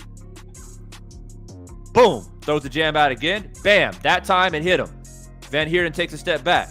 Now look how wide Van Heerden's stance is right here. Super wide stance, because that jab hit him right on the nose. All right. Now, while you doing, go ahead. I have a quick question for you. Now, you said the last time that Terrance Crawford boxed left-handed was damn near 5 years ago, right? Right. Now, if you look up how many times, if you don't box a left-hander a lot, I wonder how many times they're going to have. What I'm worried about this fight is both of them let that lead leg out, and 9 times left fighting the left, it's a lot of stepping. And I'm wondering how many times they're going to make connection and kind of trip up. They're going to call a knockdown or not call a knockdown. You kind of get what I'm saying? Very possible. Because Very, if you very look possible. because both of them leading out with the right, and a lot of times, like, I'm a left, but I box conventional, but I can switch.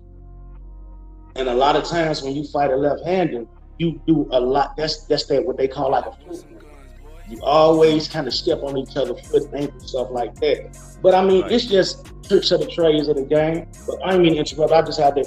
Go ahead, brother. Yeah, appreciate it. So we see how wide Van Heerden's stance is. Now Errol sees that. And now he's going to basically take advantage of that. So finally he brings his foot back in. But notice how Errol Spence, he's just so well balanced in his stance. Errol is. Then he's gauging. Boom, another jab. And he comes with the left hand. Now Van Heerden ducks down. What's open, ladies and gentlemen? What is open? That body. And he rips it hard. Bam! And protects that. Keeps that glove up high, protects the chin. Van Heerden swings and misses anyway, so it doesn't matter. So, this is not, and Joe continues to blow up the chat. Joe, I just got a question for you. Why don't you just come in? I don't understand why you don't just come in. Hey, that's what kind of made me come in, because I kept seeing Joe comments. So I'm like, if he ain't gonna come in, I'll come in. Facts. And that's how it should be. And this is not Joe and anybody else in here thinking, why am I making it? I'm not making a comparison to Van Heerden and Bud. Obviously, Bud would beat Van Heerden. Bud's a different level than Van Heerden. I'm looking at Errol. This is a film study of Errol Spence. It has nothing to do with Van Heerden. It's looking at Errol Spence's footwork when he's fighting a fellow southpaw. Okay? And I'm pointing out his dedication to the jab and to the body. Well, this sequence that we just saw, he threw a total of about 10 punches. About 8 of those 10 were with his right hand. Okay? He is not a left-handed dominated fighter, even though he is southpaw.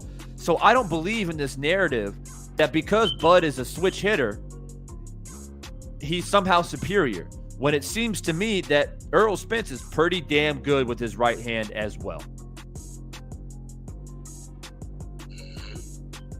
So people may say, well, Bud, if he's having problem fighting Errol in the southpaw, he'll just switch right-handed. Yeah, he could. But I say, in my opinion, Bud actually has a better chance to beat Spence in the southpaw position than he does orthodox. Because if he goes orthodox, I think he's open for Errol Spence's left hand. In my opinion. So for me, I just want to show and highlight the maneuverability of Errol Spence. And Van Heerden, he's trying to pressure. He's trying to get on Errol Spence. And a lot of people say, oh, and bam, he just took a really nice left hook from Van Heerden, right? Or sorry, it's a left hook from Van Heerden. I'll play it in its entirety so y'all can see it, right? So you can see that he can take a shot. Watch how he responds from taking a big shot from Van Heerden. Boom, the body. Now watch this left hand go, bam, hits him. Right away, did you guys notice where he took the shot and he took a step forward? This is something that you can't teach. Either you have it or you don't. When you get hit, you take a step back, you cover up, or you step forward. And he took a step forward. And he continues to. Now look, he comes right back with a 1-2. He is relentless. Errol Spence is relentless. And he took a flush shot. Took a step forward, covered up, and came back with his own 1-2. He is not somebody that you can deter. And he looks to me, I don't know what you think, Calvin, but he looks like the guy to me that if you catch him flush, it kind of pisses him off. Have you noticed that with the Ubers, when he got stunned, when the ref said stop and the mouthpiece came out and he got hit, he came back and he was more of a dog. If you go watch the Lamont Peterson fight, he got it. When I tell you Lamont Peterson hit him with the kitchen sink and he ate all the dishes up out and came in even harder, it seemed like you said, like you're right. He's one of those guys. When you hit me, you sting me, you're gonna piss me off now more. It almost like it wakes him up to another level. But my thing is, sometimes with Errol gets, what do they call it when you just driving and you just seeing the white line? What they call it? When you driving on the highway? You see the white. Yeah. Well, you see the white lines on the streets, but you just kind of like zone in. You kind of get like in a trance. Mm-hmm. Him and Shakur Stevenson kind of does that sometimes. It's like they get so focused and zone in, they really don't catch nothing else. And that's when they get caught. It's almost like they fall asleep for a minute. Yeah. Because most definitely. Sometimes Earl get caught. And let's be real. Bud has the power and the skill to catch him. But the thing about it, I've seen Earl eat punches a lot in transition, in setting things up, in counter punching, everything else, and he still came forward like a dog. Let me address this comment real quick. So, wow, when you hit Bud flush, he gets angry as well, or angrier as well. Do you think this is why AI and Earl avoided Bud for so long?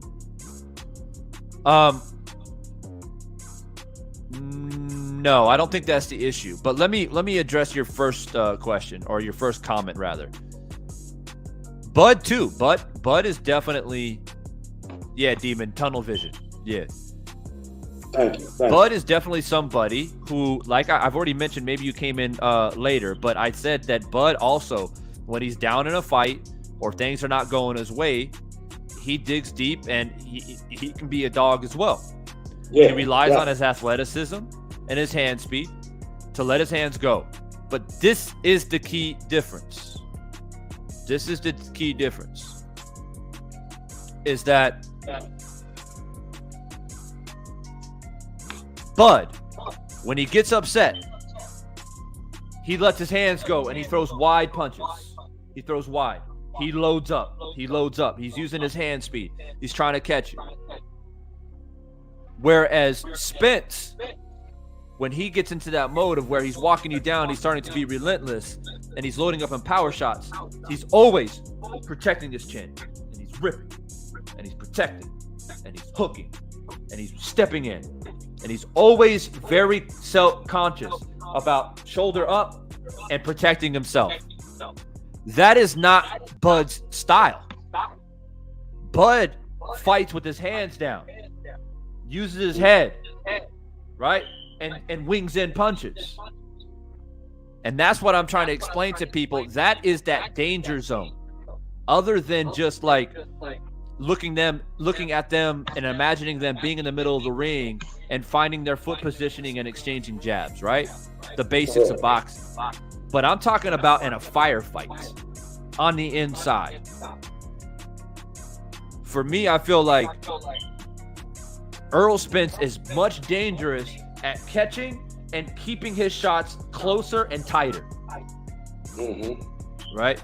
Whereas Bud will step back, use his reach to to load up and land something big. But you got to go back and do film studies on Errol. He likes to catch shots on his arms and on his gloves, and as soon as he catches, he shoots.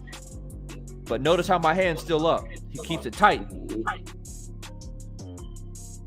So how does Bud catch Errol? He's got to catch Errol by outmaneuvering him, making him turn. You got to turn Errol so you can find an opening. That's the only way, in my opinion. Because if you stand in front of Errol, Errol's going to protect himself and rip heavy shots to the body, and he can seriously hurt you. And if he doesn't hurt you and drop you, he's putting water in the basement. And if you take away Bud Crawford's legs, I think he's in deep trouble. That is my opinion. Jay Grant in the building. What's good, bro? We got Lennar. What's up, Lennar? Lennar, man, he's a Bud fan. What's up, Lennar? Hey, what's going on, Divine? It's been a while, bro. Yeah, it's been a while. How you been? All good, man. You sound like you're on the go. Oh, is it clear? Yeah, I can hear you. I can just say I can tell you're on the road, but I can hear you. Oh, okay. Yeah. So I was just saying. Just chiming in what you just said. You said some factual points right there. The way both fighters fight, when they get a little mad in there, one remains a little bit more disciplined defensively, and the other one gets a little bit more wild with chin up in the air. Well, not chin up, but hands down. And that's not the way to go about things. As far as your title, I didn't get to see your opinion on it, but I'll say mine right now. I don't think that, again, I don't know. I've been on other channels and said the same thing. I don't know what's holding up the fight. I have my beliefs of what I think the fight, this is based off of evidence. Like, I believe that,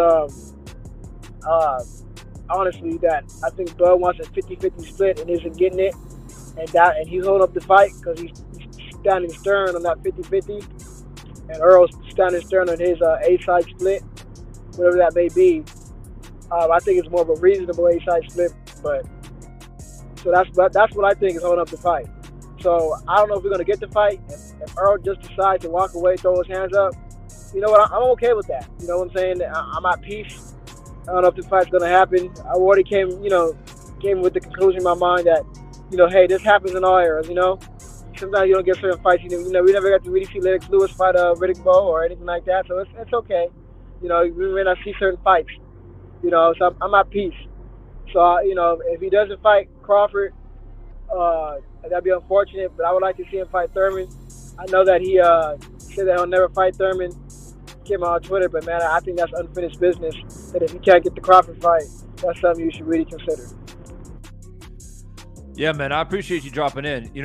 For me, I want to say two things based off what you just said. The first thing is, if the fight is being held up because Bud is holding on to a 50-50 split, and if that 50-50 split doesn't happen, he refuses to sign the contract, I find that very, very disappointing on Bud's behalf. And I've made my opinion on that very clear. I clearly believe that Errol Spence is the A side. He is the unified champion in the welterweight division. And rather it's a 55-45 or 60-40, I feel that that's fair. And in the rematch clause, you can stipulate how the purse will be split if Bud beats Errol Spence. So it's a win-win situation. Exactly. The second thing I want to touch on that you said is that you're at peace with if the fight doesn't happen. Well, ultimately, we have no choice to try and make peace with it. But I'm not going to sit here and lie and say that I'm going to be extremely disappointed. And when you have two fighters in their prime, top of their game, and somehow they don't fight, it is a travesty to boxing. And I do agree with you, though. I'm starting to get to the point where if the fight doesn't happen, then Errol needs to move the fuck on.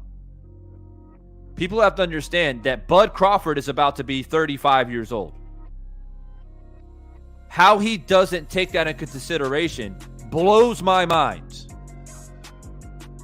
Where it's like, why would I wait until 2023 where I'm going to be 36? And even if you fight Errol and beat him and become undisputed, you're putting yourself in a position to lose those straps very quickly. Time is not on Bud's side. Period. It's not. It's about a 3-year difference between the two. So that Errol can still put a little bit more work in. And I think the thing about Bud is his style too is not going to age well because he's so athletic.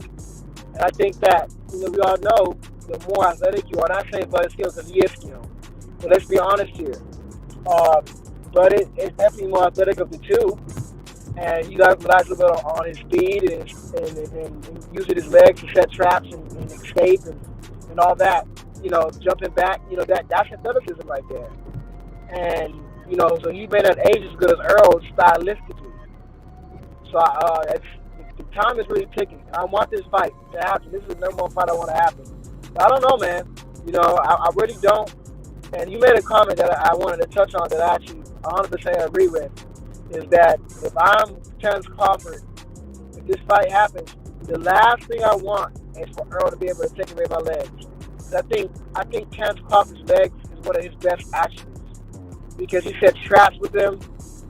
He sticks and moves with his legs. He turns people with his legs. His legs are everything. He escapes danger with his legs. So I think that man, I would losing his legs, that'll take away a lot from him in that fight. What a 100%. If they fight, you can bank on it. Errol Spence is going to dedicate to the body. And one of them, there's two main reasons for that. Number one is because that he knows that if he headhunts, Bud is very good at ducking underneath, looping something over the top. He's very hard to hit in the head. He's very elusive. So the head moves, the body doesn't, right? Boxing 101. The second reason is why waste energy trying to headhunt him? Because you waste more energy throwing and missing than you do throwing and landing. Let me say that again. You waste more energy throwing a punch and missing than you do throwing and landing. Because when you throw and miss, you have to reset. You get out of position. So if you have any boxing knowledge, you would understand that you use your punches strategically. And I think that that's what Errol Spence is going to do. I see Demon dropping in here. Demon, was there something that you wanted to drop in, bro? Yeah, it is, man. All this typing in the goddamn comment section, man. Click the link. The shit is free. You see everybody on here. We clicking the link. Joe, click the link. Money on my mind. Click the link. You're interrupting my workout session, man, with all this typing. Click the link. Let me hear what you got to say. And let's just get it out the way. All this typing, you don't need to do no typing. Click the link. It's there. You hear my voice? I'm here. I'm out of here, man. I'm about to go and finish this workout, jump back in the chat, man. But all this texting, typing, man, let that shit go, man. I'm gone, man. I appreciate it, though, Devon. No doubt. I keep dropping the damn link in the chat. So, I can only do so much, right? Right. I mean, some people are just, they feel more comfortable just chatting away. And hey, look, man, you don't want no smoke, then it is what it is. If you don't want no smoke, stop texting. Stop typing and get the fuck on if you don't want that smoke. I'm gone, man. Yeah, man. I appreciate you, bro. Get that workout in. D Free in the building. What's good? What's on your mind? What's going on, man? The only thing, like, what people have to realize is Bud Crawford, he doesn't use his legs as much as he did when he's at 140. He's more of a stationary fighter now. Now he will tends to move around the ring, but he's more so a stationary fighter, and that's a bad recipe when you fight somebody like an Errol Spence, because now you're giving Errol Spence more time to get on the inside. You get a better opportunity to get on the inside, and we all know that Bud, he doesn't throw a lot of shots. Earl throws roughly about 60 shots a round. So and Bud is not a great inside fighter as well. So if you're giving him more opportunity to get in the inside and he's being more active than you are, that's a recipe. Whether you get knocked out or you get stopped is a recipe for you to lose on the scorecard, because Errol Spence is being more active, and he's more of a body puncher than you are. Now, Bud will land body shots here and there, but most of Bud's work is from the mid-range or the distance. He doesn't work on the inside. He tends to try to hold you. And we see a lot of times you can't hold Errol Spence. He's a bigger fighter. He's stronger. So you're not going to be able to hold him. You can hold him a couple of times, but majority of the time, he's going to be working. Even when you do get a chance, he's going to free up one arm, and he's going to be going to that rib cage while he got that one arm free until the ref break him up. So Facts. A lot of people talking about Bud got the footwork and all that, but Bud is not that fighter no more. Bud is older. He's not that fighter no more. He was that fighter at 140, and I give him all the praise he had at 140. But this ain't 147. I mean, this ain't 140. This is 147. He's not that young fighter. He's 35. He's and the about same, to be, same about thing. to be. Yo, Free. Same thing happened to Floyd, right? Yep. When Floyd moved up to 147 and doing catch weights at whatever it was, 152. Other than like the Canelo fight, which he did use his legs a lot. Mm-hmm. Other than that, he stayed in the pocket and Yep. rolled and catch and shoot and used his jab, and relied on his counter punching ability and his hand speed. See, people need to understand, in boxing, you can maintain hand speed, you can maintain your power, but what goes first are your legs. Y'all understand what I'm saying to you? Your legs, You lose your legs first. Yep. And that's what a lot of people don't realize. A lot of the Bud fans, and I'm not saying that they're wrong. He might have better footwork than Earl, but that was at 140. At 147, his footwork is not what it was. Yeah, and I think there's something that needs to be said. See, when it comes to footwork, there's different types. Some people have great footwork, fluid footwork, can dance around the ring. Some people just have great footwork overall. Some people have good foot placement. Earl has very good foot placement. He knows where to step. He knows when to get into harm's way and get out of harm's way. He knows the exact distance and he to needs Free's to point, throw punches. I think both Free and Lenar touched on it, is that the style that Earl has is more of a style that will be more along the lines of longevity, right? Because he's not a fighter who relies on super quick foot speed and moving in and out and ducking underneath shots. He reserves his power and his energy very well, right? So he's the type of fighter that he still has an upside in his career. He has the opportunity to become undisputed at 147 and then go up to 154 and still potentially do damage up there as well because of the type of style that he has. Now, we've seen, like what Free was saying, we start to see the little bit of the, I don't want to say disintegrating, but the style change of Bud, where with the Porter fight, Porter made him very uncomfortable early in that fight. He was like, son of a bitch, man. I'm dealing with this dude jumping all over me. He didn't want to deal with all of that, right? And if he didn't drop Porter, if that fight went into 11-12, I think his stamina would have been in question. Well, you saw, I think for about a round and a half, around 2 rounds, he got tired. I think it was like round 7 going into 8 or something like that. Notice how much he was huffing and puffing. Frank jumping in here. Hey, what's up? Frank? What's on your mind, up? bro? Oh, well, I'm just gonna be a proponent for Bud. I think it's kind of unfair, some of the things I hear. So I'm not a fanboy. I want to see the fight just like you guys, but I think it's kind of unfair to just throw Bud under the bus. How are we throwing him under the bus? Okay, well, I mean, before I get into, I mean, can we agree on some things? I mean, we have to agree on something before it becomes just a you don't know shit, right? All right. What do you think we should agree on? Okay, we can agree this is a 50-50 fight, right? 50-50 how? It's an even money fight. You can't agree on that? No, sir. No, I don't agree on that. Okay, well, Vegas is going to see it different, so you can think what you want, but the facts and numbers will speak for itself. You know why it's not a 50-50 fight? Because everybody that's a Bud fan, I'm a Bud fan. And I've seen his fights and I paid for his fights and everything. Because everybody's screaming, Big Bud fights the 50-50. When he was fighting everybody else, they was using fire sticks to win his fights.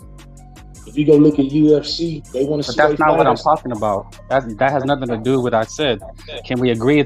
Well, Vegas is going to see a 50-50. It's already up there. So, I mean, you can say it's not, but it's going to be. I can say listen, 55-45. Hey, bro, I got a bug dude on here with me, so I'm not outnumbered.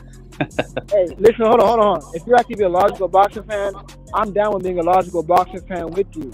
But when you say stuff like 50-50, I cannot agree with that. We're talking financially. If you were saying 50-50, how close the fight is, who can win, I can agree with that. Yeah, that's what I'm saying. It's a 50-50 fight. Yeah. That's what I'm saying. It's an even money fight. That was right. Can we agree it's a 50-50 fight? But what do you mean when you say even money? You talking about during the split or like even like what are you talking about how close the fight is itself? Well, when they post the fights like Shakur versus Valdez was 10-1. I mean, people said, "Oh, Valdez was this." It was 10-1. Let's be honest. Oh, you talking about with Vegas? Yeah, it's a 50-50 fight. Yeah, with Vegas, it's gonna be a 50-50 fight. That's what I'm saying. Can we agree? It's an even money fight. So the wise guys are telling us that, you know, the insiders are telling us it's a coin flip. Each guy is on. That brings my next agreement. It's each guy's best competition they're gonna face. Yeah, sure. Yeah. Okay, so we're agreeing. That's what I'm saying. We've agreed on two things, and it's the most money that each guy can get. At 147, yes. Like for each guy, it's the most money. You know what I mean? Like, well, unless you bring in Canelo, but we're just talking about this. Exactly. Okay. I'm talking about what they made so far. Yes. Like each guy, it's the most money. So that's three things. So that's why I say I believe Errol Spence is holding the fight up, and here's why: because Earl's an employee. You know, Bud is a free agent, right? Okay. Earl is an employee of PBC Al Heyman, right? Earl's not an employee. He's not. Earl has his own promotional company. He's advised by Al Heyman. I'm glad you said that. I'm glad you said that. Hold on. Let me say one thing before you get yours out. I don't care whether he's an employee or not. It's not going to be a hill I'm willing to die on. Yes, he has to fight for PBC, but that's not going to make a difference. But go ahead. Let him finish, because what he's trying to do is tie you up. If you say that Earl's not an employee when he has his own promotional company. Let him finish. Well, no, Earl said it himself. He said, I already signed everything. It's up to Bud. Because Bud, and the reason I bring that up is because Bud is negotiating on his own behalf. That's no. Okay, so how is Earl holding it up? If you already signed. So one of the things that I had heard or rumored, and again, this is not confirmed, is that what Earl wants is it to be under Man Down Promotions. I guess that's his promotional umbrella. Mm-hmm. Okay, so if you're Bud Crawford, why would you fight under Errol Spence's promotion? That'd be a non-starter for me. Okay, that's a matter of opinion, and that's a rumor. But okay, keep going. Okay, so that's one thing. So Bud being negotiating on his behalf, Earl's kind of, as an employee, he's like, look, you guys handle it. So he's not making any concessions. He's taking a hard stance, and Bud is negotiating on his behalf. So to me, that would tell me Earl is not taking an active. He's not putting his foot first to make it happen. Right now. Okay, can I ask you? Let me get some first, and I'll give you, brother. I gotta ask you a question. Oh, go ahead, bro. Okay. So what do you think, or what have you heard Earl offer Terrance? Number one. What have we heard from Terrance? No. What do you think that has been offered to Terrance from PBC and Errol Spence? Your guess is as good as mine. Okay, so I'm gonna guess just based off of what we know from executives. You have Espinoza coming out and saying this is close to a 50-50 fight. You have people in Bud's camp coming out and saying why can't this be a 50-50 fight? So I'm guessing 60-40 at most, maybe 55-45, somewhere around there in Earl's favor. So going based off of that, if Errol Spence is holding a hard line, how is he the one who is holding the fight up if he has the numbers to justify it? Well, like all things, in order to make agreement, we kind of got to meet somewhere in the middle. Earl had already said he's taking a backseat. He said that was the first thing months ago. He said I did what I needed to do. It's up to Bud. The first excuse they made was, well, Bud's on the other side. Came out of Earl's own mouth. He's on the other side of the street. That's excuse number one. Now, so Bud said, okay, I'll drop by. I'm at your door. What's the hold up now? I'm gonna tell you what came out of Bud's camp. This one came out of Bud's camp. The hold up is Bud want a higher guarantee. That is what the hold up is. That came out of Bud's camp, not from Errol Spence, not from PBC. That came out of Bud's camp. So the hold up is Bud. It's not Errol Spence. That's why You Errol say Spence Bud came holding out up and how? said, Why? hey, Frank, check this out. One thing you got to remember is this, brother. Simple this. No matter who's fighting, when they turned around, Earl already signed and sent the contract to Bud from what they're saying. So that means he's signed and he's ready to go on his end. Bud, from what they were saying, now this is all speculation because none of us was in the room. We just going by what we hearing, right? Exactly. It's all speculation. That's why, I mean, I don't have any facts. Like, I'm not in the negotiations. Right. But just like you and me, we're all getting the information from the same places almost. So we have to kind of like take the disinformation and separate it.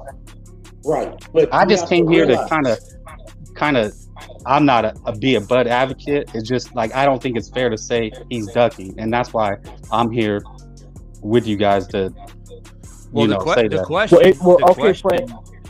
The question that is posed is, if the fight doesn't happen, Frank, somebody will have to be blamed. So I'm assuming I'm going to blame you're Earl. saying that you're going to blame Earl. Okay. So let me ask you this real quickly. Right. When it comes to negotiations in boxing, especially at this level, it comes down to two things normally that are very important to make it happen. Number one, the purse split, because boxing is political. And the second thing is the venue. They want to make sure that the venue is either advantageous or not advantageous, so they try to find a neutral venue unless there's one person that is clearly and abundantly the A side, right?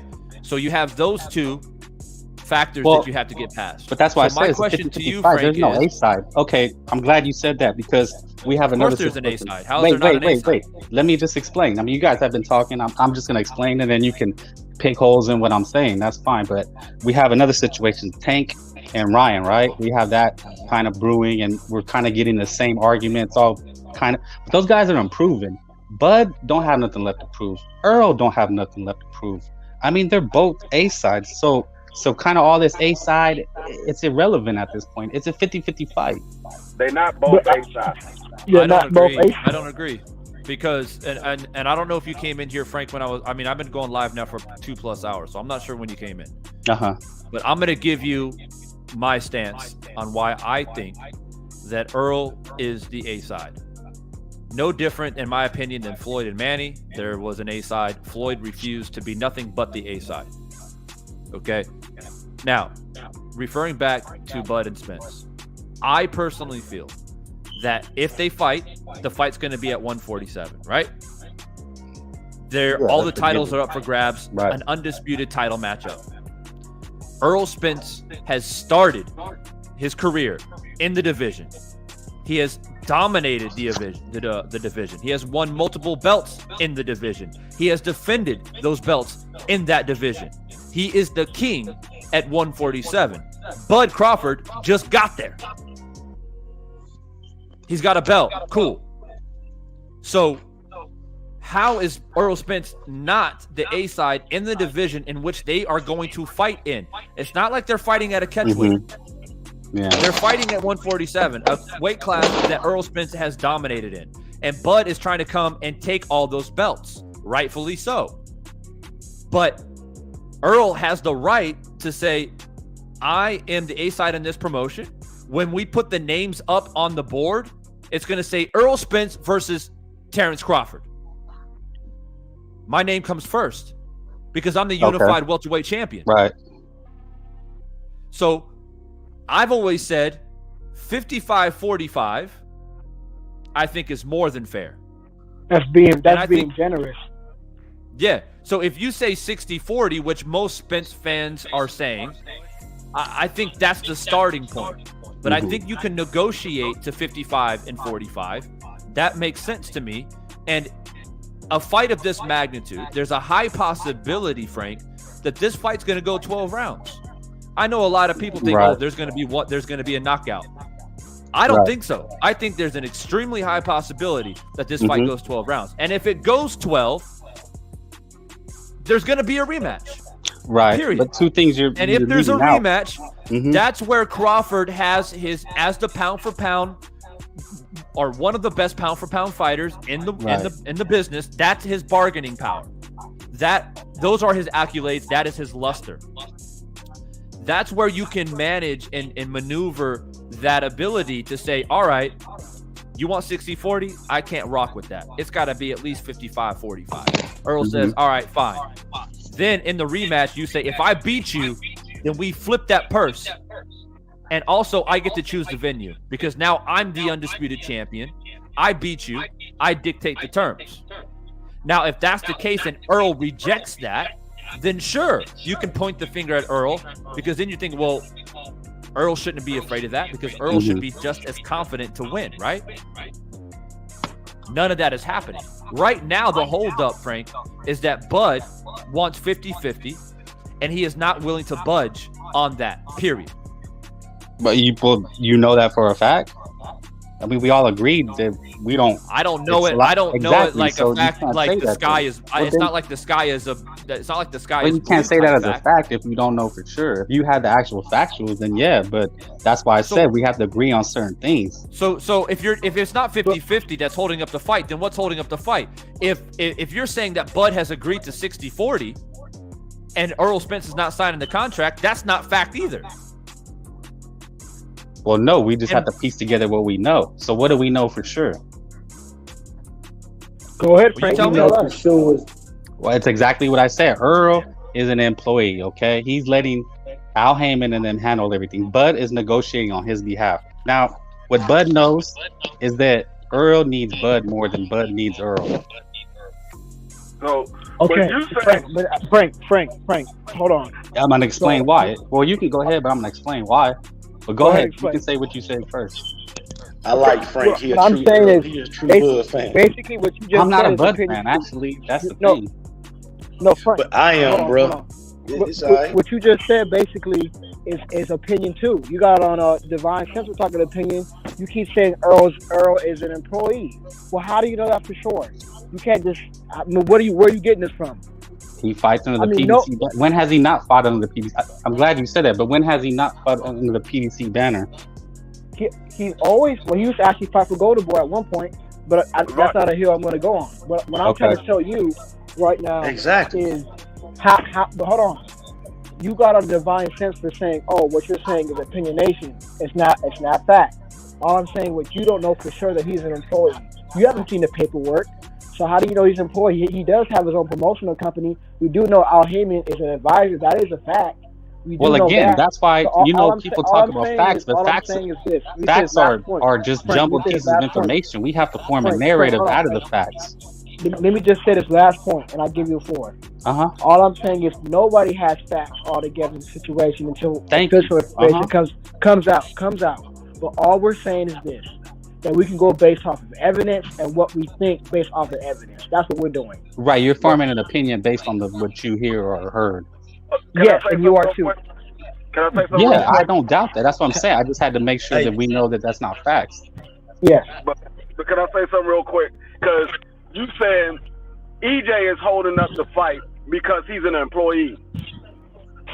What the hell does that have to do with anything? Because he's an employee. How the hell is he holding up the fight? Because he's an employee. You're not giving any reason why EJ is holding the fight. You said because he's an employee. That's why he's holding up the fight. Let me ask you. Okay, so who's the biggest pay-per-view star right now? Canelo. Okay, and who was it before him? Floyd. Well, Manny Pacquiao, Floyd, and before that, Oscar De La Hoya, right? Yes. Yeah. Okay, what do Canelo, Floyd, and Oscar have in common? They're a boss, or what you trying to do? Even Manny Pacquiao. Having their own promotion. What are you trying to Exactly. They all went on their own. Who hasn't? That we're talking about these top pounds. Actually, Earl is not venturing out on his own. He's not saying, Floyd you know what? went- Because remember, Floyd- Tank Davis was talking about that. He was like ready to leave Mayweather, and he was like, I'm going to leave Mayweather, but I'm going to stay with Al. You notice? You understand what I'm saying? Like, we have to follow the patterns here. Actually, Floyd But was Frank, that doesn't advised make by Al Frank. Heyman. How does that mean ducking? Floyd was advised by Al Heyman. So you're not absolutely correct. Floyd was advised by Al Heyman when he left Top Rank. He went and got advised by Al Heyman. The same way everybody else that's on PBC are advised by Al Heyman. What I'm saying is, you look at Oscar De La Hoya. What did he do? He bolted from Top Rank. Floyd Mayweather bolted from Top Rank. Canelo Alvarez, he bolted from Golden Boy and the Zone. Like, he's pretty much a free agent. Okay, not many fighters have been able to do that. If they could, But what does they that would. have to do with Bud Earl is Spence attempting holding to up the do that fight? now. Yeah. Bud is taking the destiny in his own hands. But What does that's that what I'm have to saying. do with Earl's an Earl Spence employee. holding up the fight? What does that have to do with him holding up the fight? Because he's an employee. Even if he is an employee, what does that have to do with him holding up the fight? Bud is actively trying to make this fight, but Earl has kind of put it in a position like, you guys do it. I'm done. He's not meeting anybody. We have to agree on stuff. We have to meet everybody somewhere in the middle. Frank, why would I listen? You talk about meeting in the middle, right? If I'm the type of person who's proven to do more than you, if I'm already being gracious by bringing, again, this is just based on what we think. If I'm already giving you something that's 55-45, that's being more than reasonable. That means I'm actually going against me, losing my purse because I want to make the fight. So how does that make any sense? Well, and again, everything you guys are saying is exactly an excuse to not make the fight. Who's No, doing you're that? making That's an Earl's excuse. side. That's you guys are Earl fans, and you guys are making No. all these You're excuses. making Well, Frank. he shouldn't have to do this. He shouldn't have to do that. Are you trying to make the fight or not? Earl is an alleged employee, and because he's an alleged employee, now he's not making a fight. That makes no sense. Hey, gotta Frank, think let me say this. Let me say this to you, Frank. Let me say this to you. Because I got to go in a minute. I appreciate everything. No, it's you fine. let me come on your show, Divine, brother. I Yeah, really appreciate it. I'm not here to like say you guys don't know shit just because you have your opinion. It's just opinion. No. Let me clear up some things for you. When Mayweather left and he started TMT, he started doing his own promotion company and everything else. It never was a getting real advised by Al company. Heyman. When De La Hoya turned around and he left, he was still going back talking to Bob Hearns and getting advice from him. Earl just promoted a fighter the other day who just won, Frank Martin. He just promoted his fight. That's one of his fights. Earl gets advised by Al Heyman and PBC. He is on promoter. Right now, Bud is not promoting himself. T-Mac is doing everything for him. See, you have to understand how this goes, bro. You have to understand that we want to see these fights because I'm more than an Earl fan. I'm more than a Bud fan. I'm a boxing fan. I love boxing. Yeah, same I as me. love football. I love basketball. I love sports. So I'm going to call it like I see it. Once I turn around and I say, hey, I want 45 or 55% to this person is split. They have an amount of money they can get done. Now, if Earl already signed the contract and he say, if it don't get made, it's not because of me. Maybe PBC is cool with it. Maybe Earl is cool with it. Maybe Bud is cool with it. But guess who else involved in this? Showtime. Maybe they not cool with it. So it may be a beef between Showtime and Bud. But we can't get mad at Bud if they don't fight or if he don't sign because he want to make sure the money's right. Just like they want to make sure they get their money back from Right. putting on the venue, paying all Well, the you're people. making a lot of sense, and that's only what I'm really saying is that we can't just sit. I can't sit here and listen to Divine or somebody else just dump on Bud because it's just not fair. Frank, It's not Frank, really we're not- dumping on Bud if it's not a dumping on fair, Bud. if it's a fair contract hold on, and hold on, Bud hold not on, trying to time take out. it, then Bud don't want to fight. Let's just be real. If Time out, Bud time can out. turn around, and I say Bud should get no minimum of $10 million guaranteed. But if Bud was gonna take $10 million when he was gonna fight against Bud doesn't need Pacquiao, Earl, and guys. Pacquiao was You gonna just make gotta, 40, you gotta, and he you was got. cool Bud doesn't with need Earl. Earl needs Bud. Earl, How do Earl Earl needs Bud need for Bud? undisputed. Hold on, you Earl say don't this. need Hold on, Bud. Frank. Bro, Earl needs Bud for undisputed, yes, but Bud needs Earl to even have a continued career because he literally pretty much has no options. Jamel's already fighting Tim Tszyu. Earl can fight Terrance. Earl can fight Thurman. He could also fight Jamel or the winner of Jamel and the Australian dude Tim Tszyu. So he has options. What He options can does Bud fight have? Ennis. But Or he has he can fight plenty Bennett. options. He can hold go on, on hold any on. side of the Leonard, street. He's a Leonard, free hold up, agent. hold up. He's taking destiny in his own hands. Go ahead, Devon. Go ahead, Let me Devon. jump in. Let me jump in because he mentioned my name. First, let me recognize his super chat by Platboy. He says Spence is A side purely on pay-per-view sales by a ton. So that's another indication, and watch why he should be on the A side of the promotion. Appreciate Platboy in that super chat again, man. Always showing love and appreciation and supporting the channel, man. Much love, my man, Platboy. Look, I don't know why it's turned into we're trying to attack Bud and all this other shit, man. That's not the case. But like I said, somebody has to be blamed if the fight doesn't happen. For me, Fair. it is Bud. Okay, that's fair. For me, it is Bud. I've already came out here on multiple occasions and has praised Bud for his abilities. I think he's great for boxing. But for me, I'm going to keep it real. I don't think Bud's resume is that immaculate. That doesn't say why the fight's not happening, though. So, no. Listen to my point. You're saying that Bud doesn't need Earl. Earl needs Bud. Yes. I don't agree with that at all. Well, of course you're not. Because it's not like Bud has an immaculate fucking resume and he has future Hall of Famers and phenomenal fighters on his resume. He doesn't. Yeah, he's won championships with different weight classes, but at the age of 35, does he even come close to Floyd Mayweather at 35? And the reason why I ask you that is because even Floyd himself said, I don't need the fucking Manny Pacquiao fight. He had more of a right to say that than Bud has to say that against Earl. Because Floyd had already fought Hall of Famers by the time he was 35, bro. He had way more of a stance to say, man, fuck Manny Pacquiao. If he doesn't want to take the random and blood and urine testing, if he doesn't want to agree to this purse split, if Bob Arum wants to be a pain in my ass, I don't fucking need that. Divine, that's why I already said, and that's why you already agreed with me beforehand when I said we can already agree they're already Hall of Famers. They already have all the accolades, so we can throw out a lot of things. We already talked about this, and we already agreed on it. There's nothing that you're saying that I didn't agree with. It doesn't matter how you cut it or slice it, or how we try to outmaneuver it, or how we try to pretend that if the fight doesn't happen, it doesn't matter. It fucking matters, bro.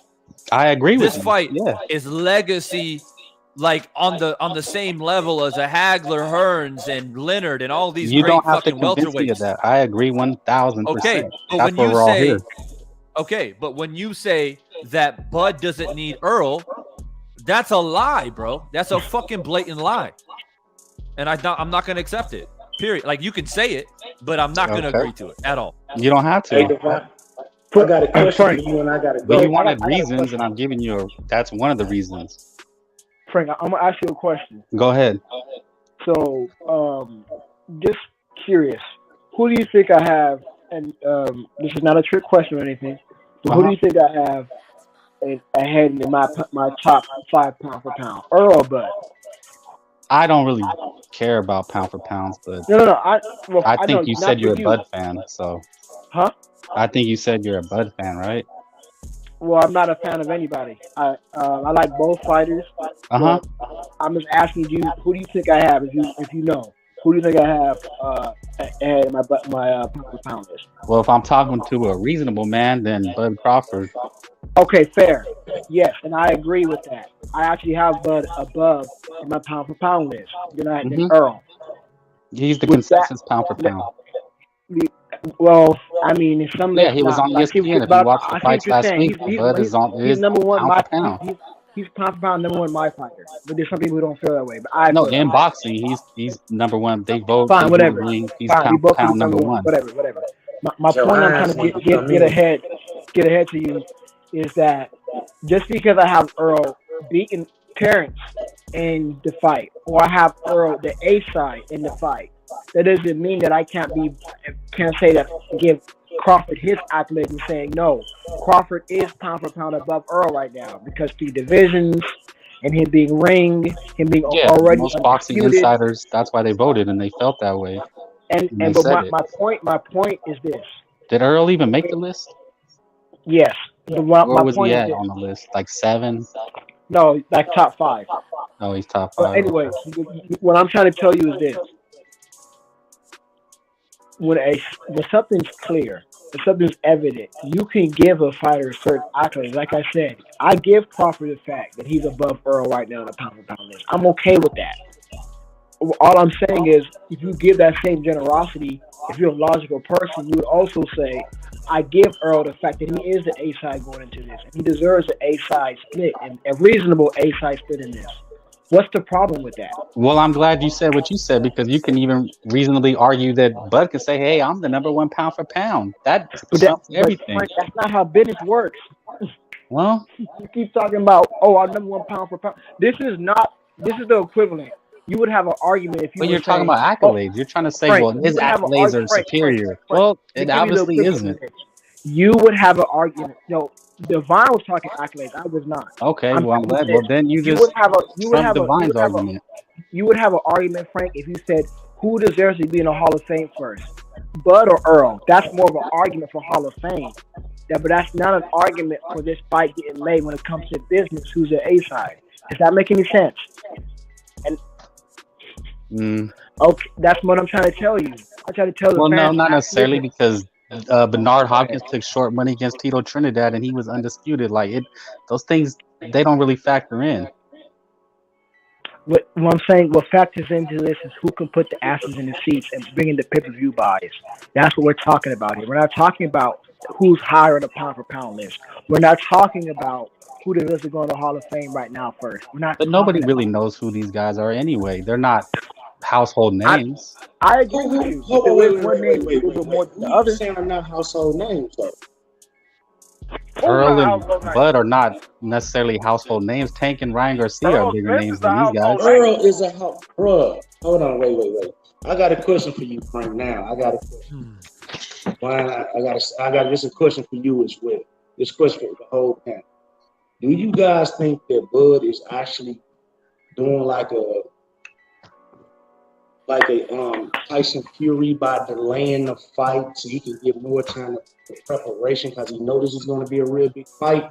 Or do you believe that the Errol Spence, Terrance Crawford would be the same category as the Lennox Lewis, I believe it was Razor Ruddy or Riddick Bowe, where we always wanted to fight, but they never fought?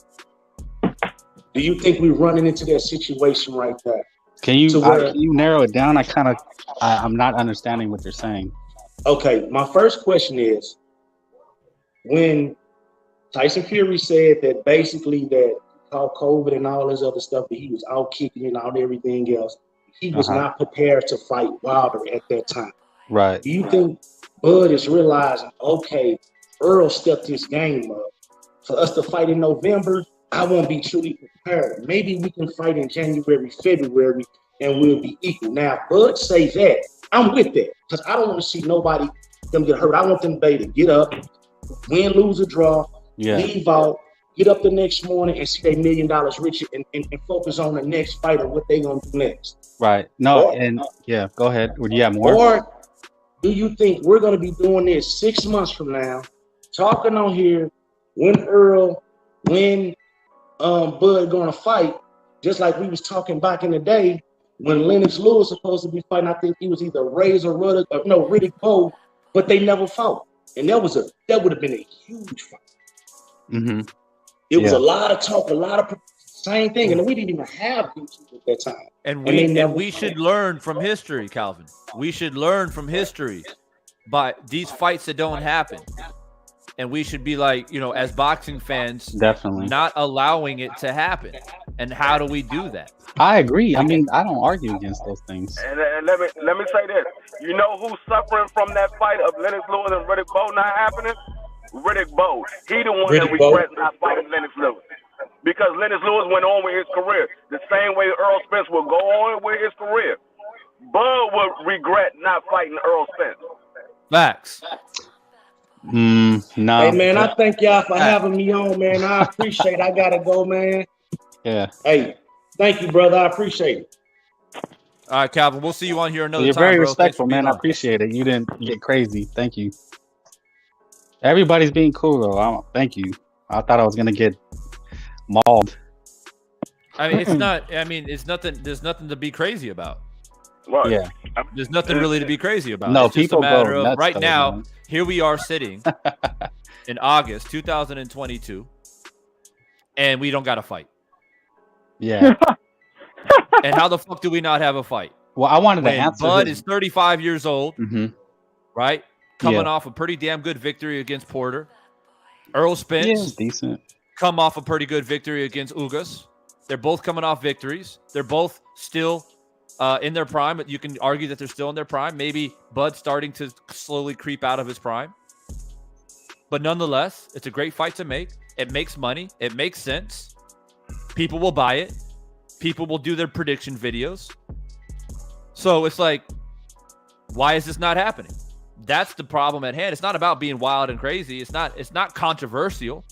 Well, it is to some. People scream over each other. There's some real. Well, I mean, I understand. I've been a part of live streams where people are cutthroat and they're going at each other and calling each other bitches and pussies and all whatever the fuck, right?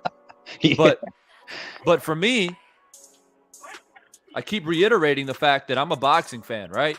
And I understand when it comes to talking about the sport of boxing for a better part of a decade, when fights don't get made, somebody has to be blamed for it.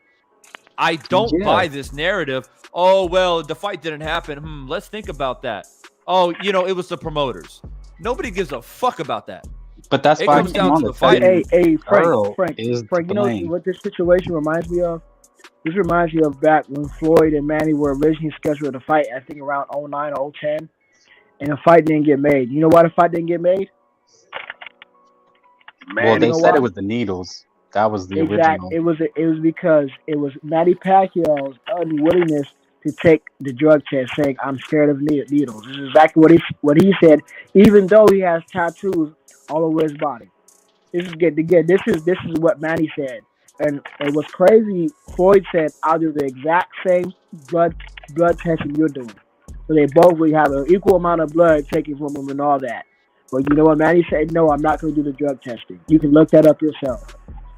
Going back to this fight, this reminds me of that because we have one fighter who's justified getting an A-side split and another fighter who is justified to get the B-side split. And this fight's simply getting held up, at least from what we believe. Again, we don't know, but I'm just assuming here. It's going based off of that. Is one fighter is not taking the B-side split, which he justifies for. But that's what it kind of reminds me of. And you know what else? You know what else with that Manny Pacquiao fight and Floyd Mayweather when it didn't get made 5 years prior? They try to blame Floyd for ducking. Yep. He kind of did, but he was running for Manny. But wait a minute. I think that's the problem. I think that that states it clearly. That states it clearly, Frank. I'm glad you said that. I'm glad that it creeped out. That your definition of running is obviously not the same as mine and probably the other people on the panel. I don't think that Floyd ducked or ran from Manny at all. At all. So you think it was the needles? By That him was the demanding a random and blood urine testing is fair. It's not like he didn't do it with anybody else that he fought. Right? Yeah, but he demanded got it from every single person that he fought when he started demanding it. Dropped it. He got sued. Let me finish. Okay. He asked a simple request. I think it's a fair request considering the fact that we have cheating in boxing at a monumental level where fighters are constantly trying to figure out a way to cheat in the sport. And it's not like he's asking Manny Pacquiao to do something he's not willing to do himself.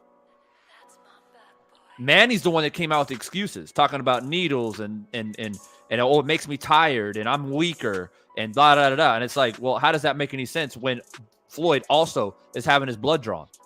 Mm-hmm. Then it was money. Then it was Top Rank. Then it was Bob Arum. And then it was, it was just a bunch of fucking bullshit. And to me, it's a mega fight. Both of them were trying to maneuver to have the upper hand. But guess what, Frank? The fight happens. And guess what, Frank? Floyd beat that ass. Yeah, Manny just like he would have done if it was 5 years earlier. And let's not forget, Floyd, when people say that Manny was out of his prime, I swear to God, I want to do a roundhouse kick to your face. Because Floyd was older. He's older. And and bringing it again, I know Floyd and Manny is another passionate debate in boxing that we always have. But the reason why I brought that situation up is this fight's looking eerily similar. Fight close to being made in 2009 and both in their primes, but very close to being made. And now the fight may not get made, and now one of these fighters or two of these fighters may have some losses in their careers before they even meet up.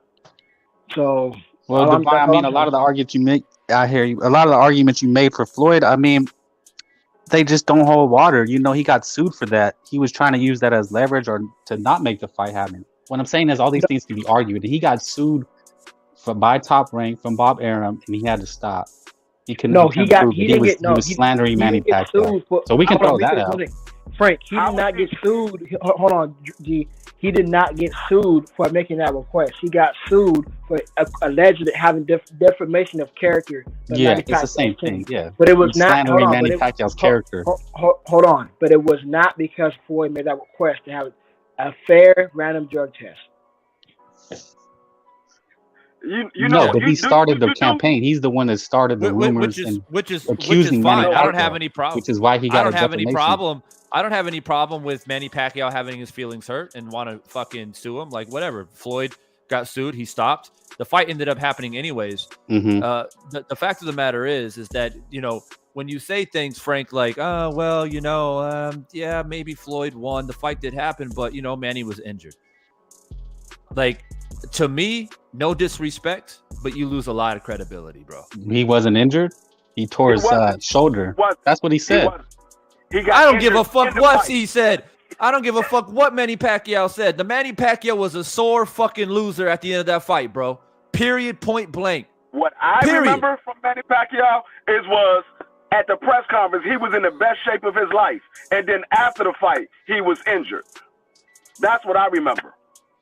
And if you're going to take Manny Pacquiao's word, that he's injured, then they asked Floyd at the post-fight press conference. They said, Floyd, did you feel that Manny Pacquiao couldn't use both of his hands? Like, did you feel like there was a lack of power? Do you feel like he couldn't do certain things? And Floyd said, absolutely not.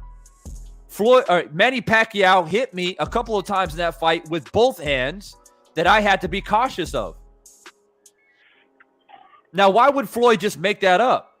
So if you're going to take Manny Pacquiao's word, then why don't you take Floyd's word that Manny Pacquiao was a dangerous fighter? He openly admitted that Manny was dangerous and he had to be calculated and careful in that fight. Well, the reason I bring up the Manny Pacquiao injury is to show you that all these points that you're making can be argued. They're not facts. They're not the nail in the coffin that expose Manny Pacquiao you could argue that Floyd waited Manny Pacquiao out till they got older, just like someone mentioned that they're trying to wait Bud out. All these points can be argued. There's no nail in the coffin. Bro, you're killing me. But Frank, you can't say that when killing one me, man's older. You're killing than the me. other I think you're doing it on purpose. I think you're trying to kill me on 2 years purpose. older.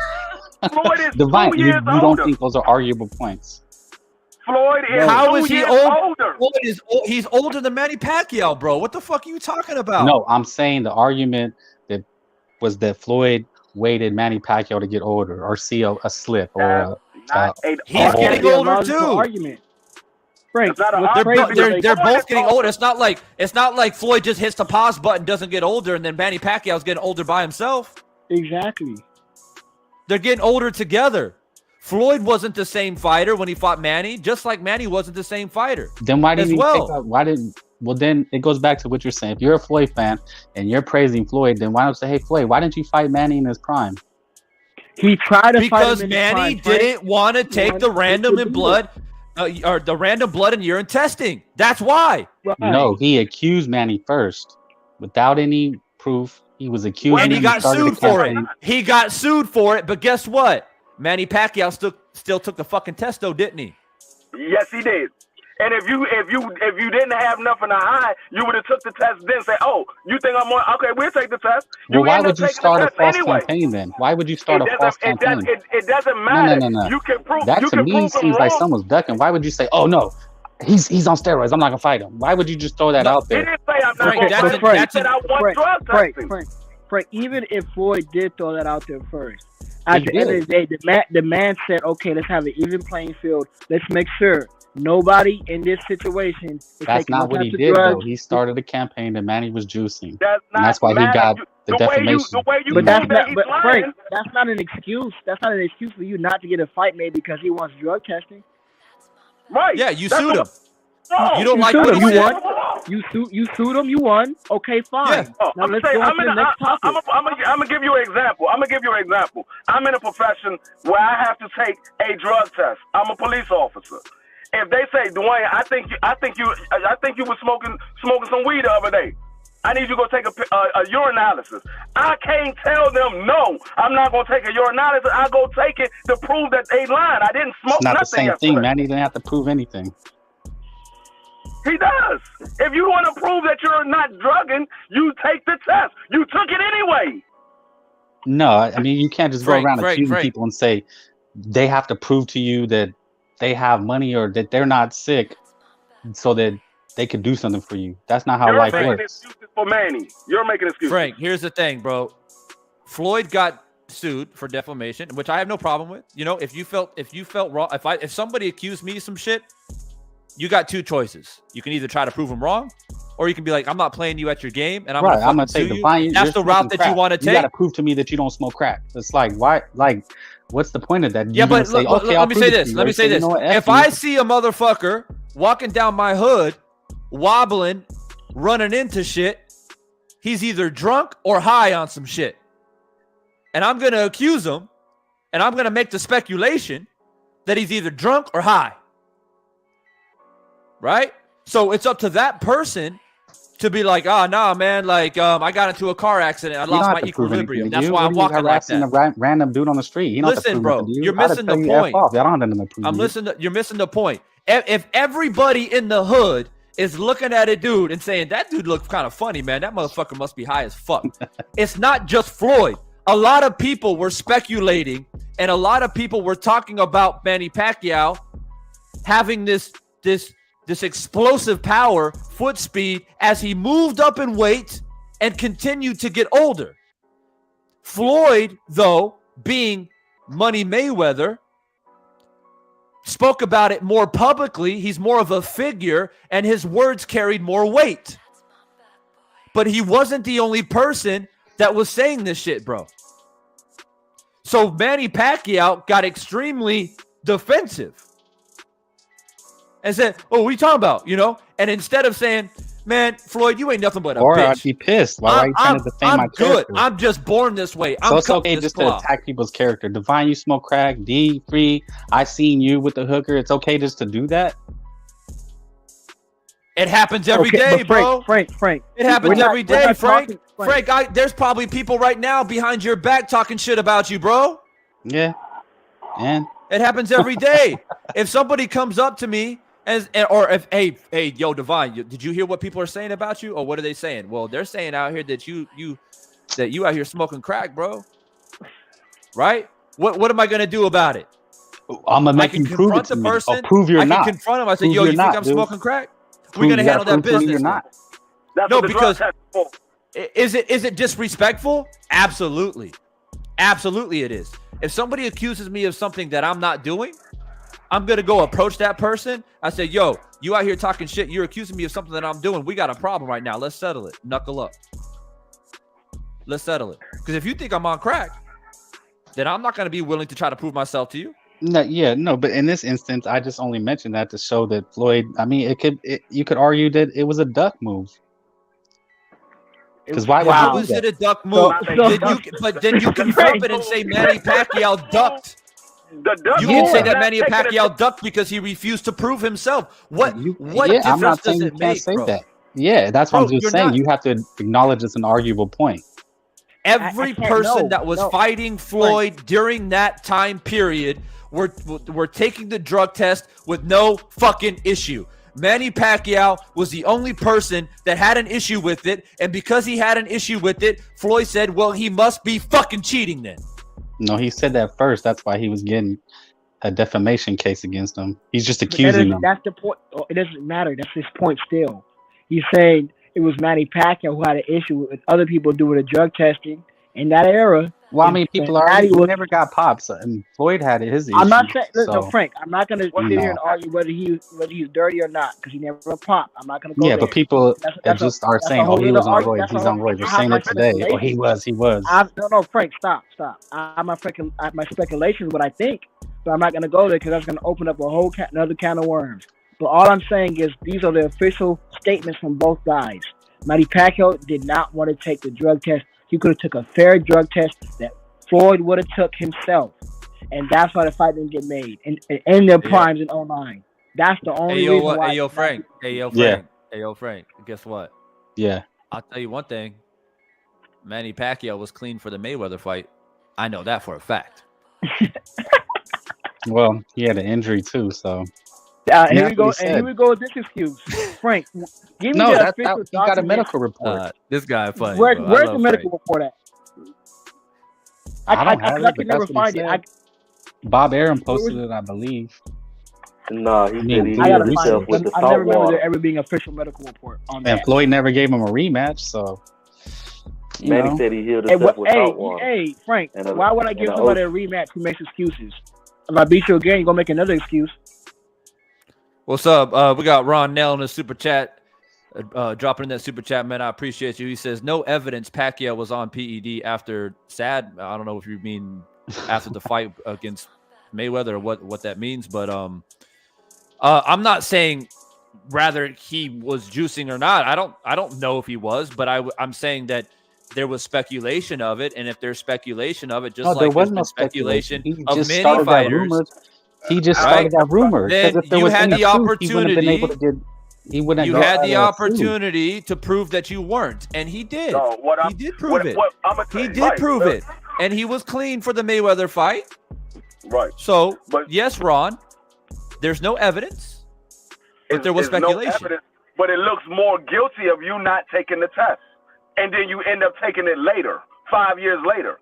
It makes you look more guilty. Because so you're already saying he's guilty because so he passed the test, but you're saying he's guilty because he didn't do it? You're not making any sense. You asked me a question I'm about to tell you.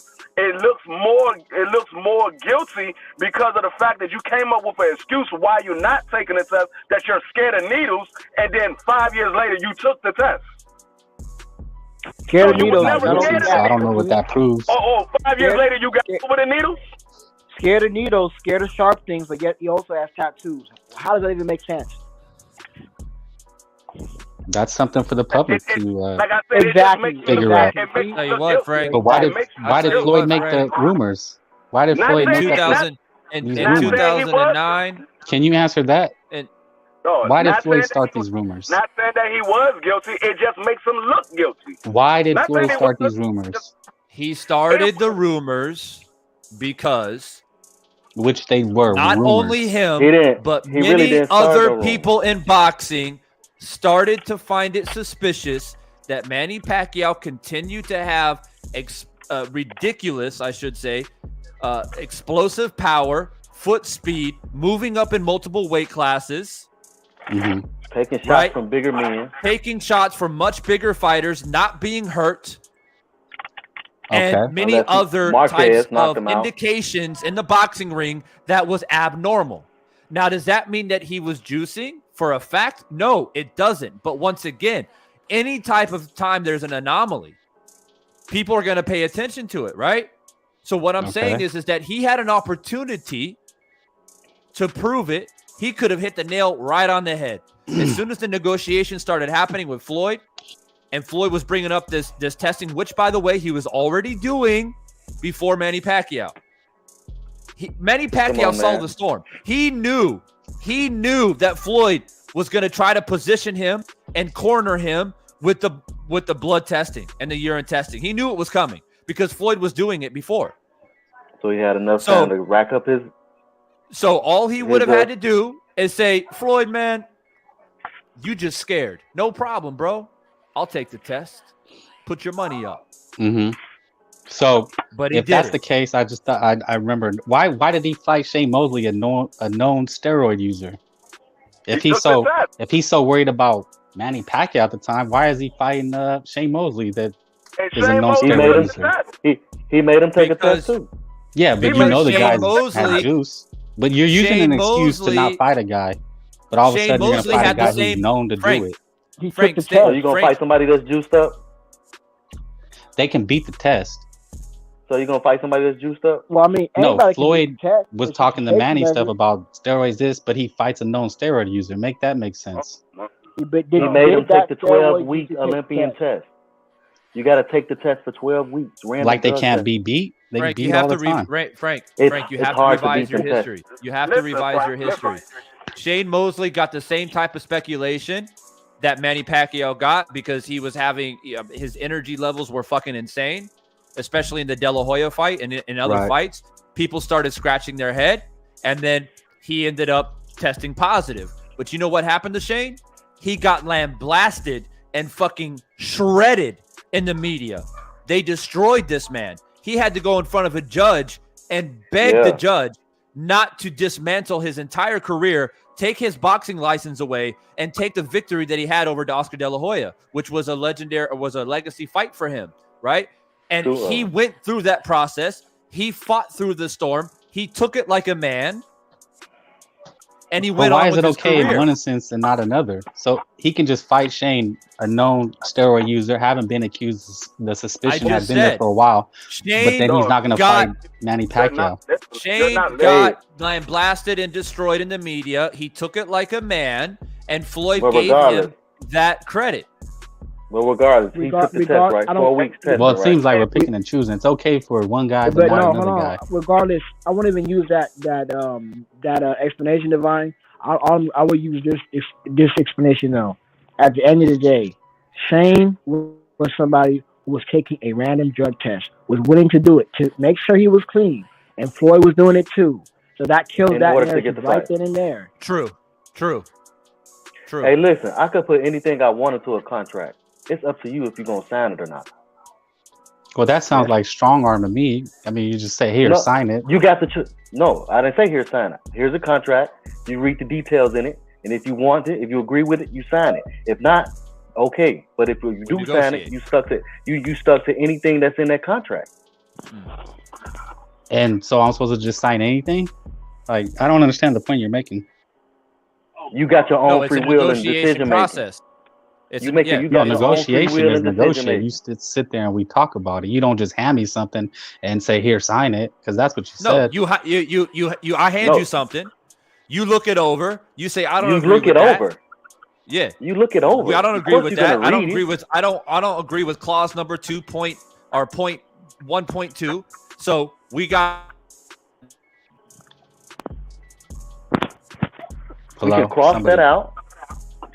We can Right. cross that out Yeah. and put something else in there. But that's Send not it back to me. That's not how you That's said how you it in the negotiate a beginning. contract. That's not how No. you outlined it.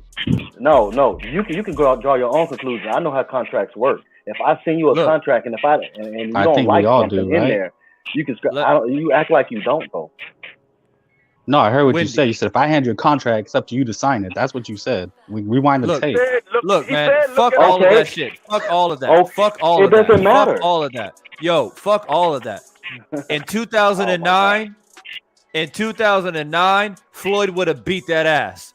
In 2013 or 14, whenever the fuck they fought, he beat that ass. He beat that ass anyway. He would have beat his ass. I would have put $1,000 in 2009, just like I would have done in 2015. It doesn't fucking matter, bro. It would have never fucking mattered. It was a thorn in Mayweather's side, just as much as Floyd was a thorn in Pacquiao's side. They eventually got through the bullshit. They made the fight happen. Yeah. Floyd was older than Manny Pacquiao. They were both aging out of their prime, and Floyd beat that ass. That's the end of the fucking story. When the Okay, history so books are written and you yeah. look at the fucking history books, it's going to say Mayweather won by unanimous decision. That's it. Yeah. But So Like I said- we can close the book. We can close the book It- on that chapter. On that. you know, Pacquiao was older by then. They should have fought in their primes. You don't agree on that? You don't think that they should have just fought? It in their would have been primes? nice. We're not gonna. Mayweather been is 2 nice. years older than We just Pacquiao. explained it to this guy. We just explained why. it Mayweather is happened. 2 years older than He didn't Pacquiao. take it. But Sure, there's a Frank, reason it why would it have been didn't happen. nice for sure. I would have liked to have seen a 30-year-old Mayweather and a 28-year-old Manny Pacquiao. Sure, For sure. but Manny Pacquiao had a problem with agreeing to do a random blood and urine testing.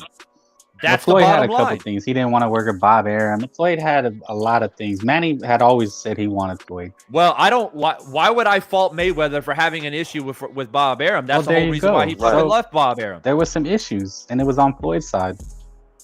But that's not. He still would have got the What? fight made It was regardless. on Floyd's side. But Manny never. Anyway. Manny was always. I want Anyway. to. He was chasing Floyd. He That said, wasn't "I on want Floyd." He never. because they Yeah, had he already attached his name to Floyd. agreed to fight. They had already agreed to fight. When it came down to the stipulation of the contract, he didn't want to take the blood test, so it wasn't nothing to do with Bob Arum. He didn't want to take the blood test. Right, Wow. and if he agreed to take the blood test originally, Frank, then it came back because then now the ball's in Floyd's court, right? Because essentially Manny calls his bluff. Let's call it a bluff, and he says, "Oh, sure, I'll take it." So what's next? Then Just if like Floyd Devin says, Haney. "Oh well, yeah, he agreed to the blood and urine testing, but I don't really like to deal with Bob," then sure, yeah, then Floyd is avoiding the fight, but that's not what Yep. happened. That's not what happened. What did happen then? You tell me. We just told you. We just told you. Pacquiao didn't agree to the testing. Keep guessing. Period. It's arguable that wasn't the main holdup anyway. Oh, here we go. Well, look, whatever. like I said, whatever. What? Like What I the said, fuck? That's not The- arguing. It's go- it's People go- like disagreed I over the said- needle thing. It was the money thing. like I said, we can do Who's another they sat? live. We can Who's do they another sat? panel. We can revisit Pacquiao Mayweather, and we can Right. fucking hash it out. But at the end of the day, they fought. Mayweather was older. They were both exiting their prime. Both drug free. They were both drug free. They both had equal time to prepare for the fight. Mayweather has a history of injured hands. Mayweather had problems going into the ring. Pacquiao had his injuries. If I'm fucking 36, 37 years old, my back is hurting, my knee is hurting, my ankle is hurting, Hey, Divine. right? Hey. So that's the shit. So at the end of the day, they all had these issues, but Floyd won, and he won convincingly. Mm-hmm. Yeah, he won. And when the post fight happens, Manny Pacquiao, and shockingly so, because I didn't expect it, I actually, even though I was in the trenches from 2009 until 2015 talking about this fight, we got somebody in the chat named Christian. He was there. He knows. When I was being called all kinds of names on the internet, I was called a monkey lover and all kinds of shit because I was a Floyd fan. But that's a whole nother topic. I remember those. I remember that. Right? Yeah, the Right. races.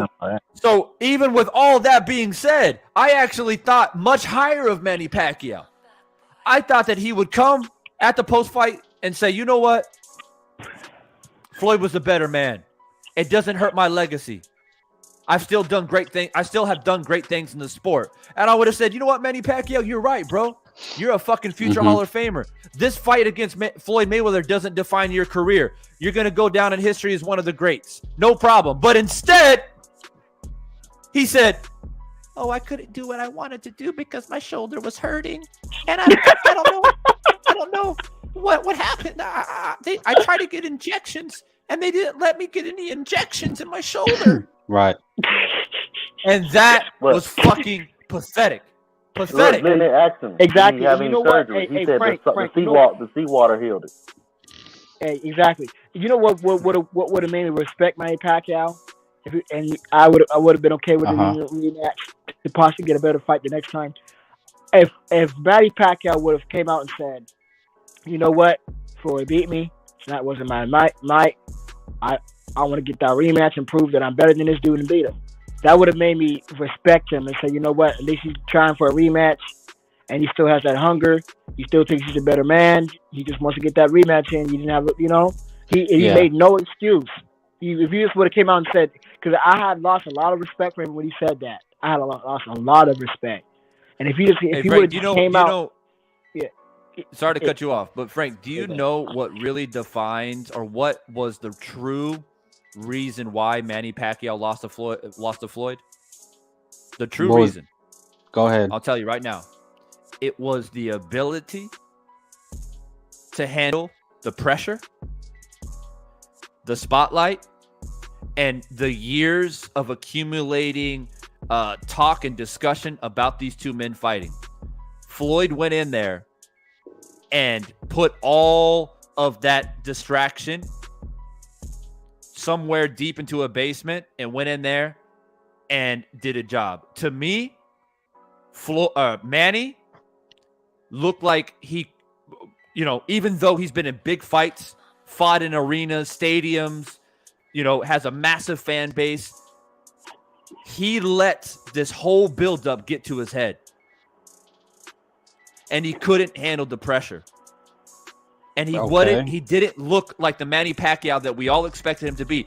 Commentators ringside commentating the fight said multiple times during the fight that this isn't the Manny Pacquiao that we thought. Even Roy Jones Jr. was like, wow, Floyd has Manny. Shoulder.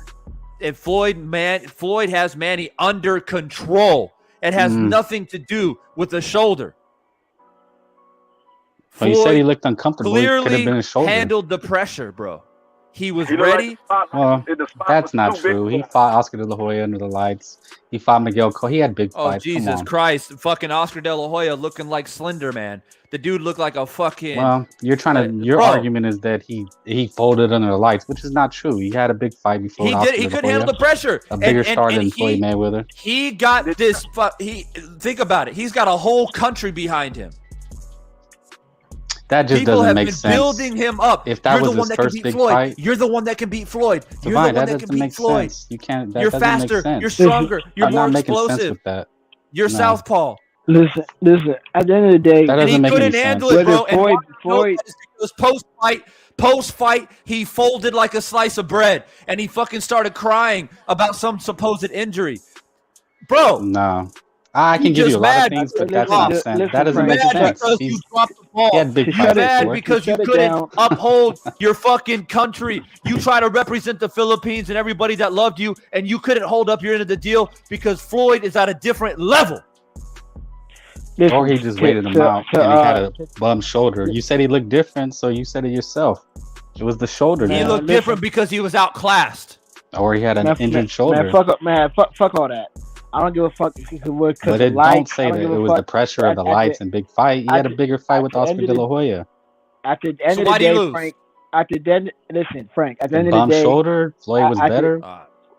Frank. At the end of the day, this is what it is. Manny Pacquiao lost to the better boxer, the better fighter in Floyd, fair and square. That's it. Whether it was because of the bright lights, whether it was because of Floyd being better or whatever the case may be. The better man and the better fighter won that fight in a fair and square matchup. So swallow that pill.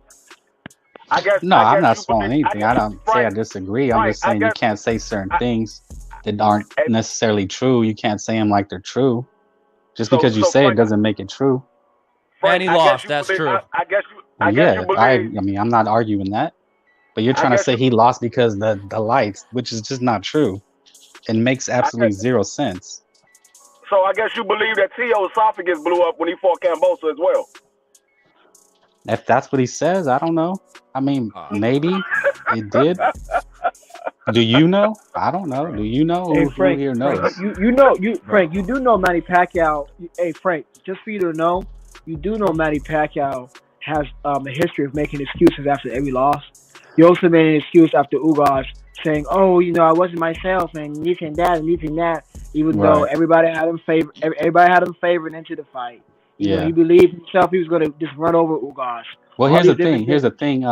Leonard and Divine, for every Floyd lover like you guys are, there's probably 3 haters, Floyd haters. I'm not a Floyd lover. No, let me say what I'm saying. There's probably 3 haters. That's what made him such a star, because he was such a polarizing figure, right?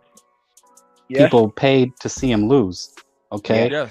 So would you guys jump in any room, any chat? There's probably gonna be 2 dedicated that are anti-Floyd, and you know what? They're gonna tell you exactly some of the things that I'm bringing up, that Floyd had used the Roy thing as a duck. So the things you're saying are not true, in the sense that there's probably 3-4 people that are against you that are going to have saying the same thing that I'm saying. So just because you say it doesn't make it true. There's a lot of people that think the opposite. But Frank, you're correct. Anybody can argue about anything.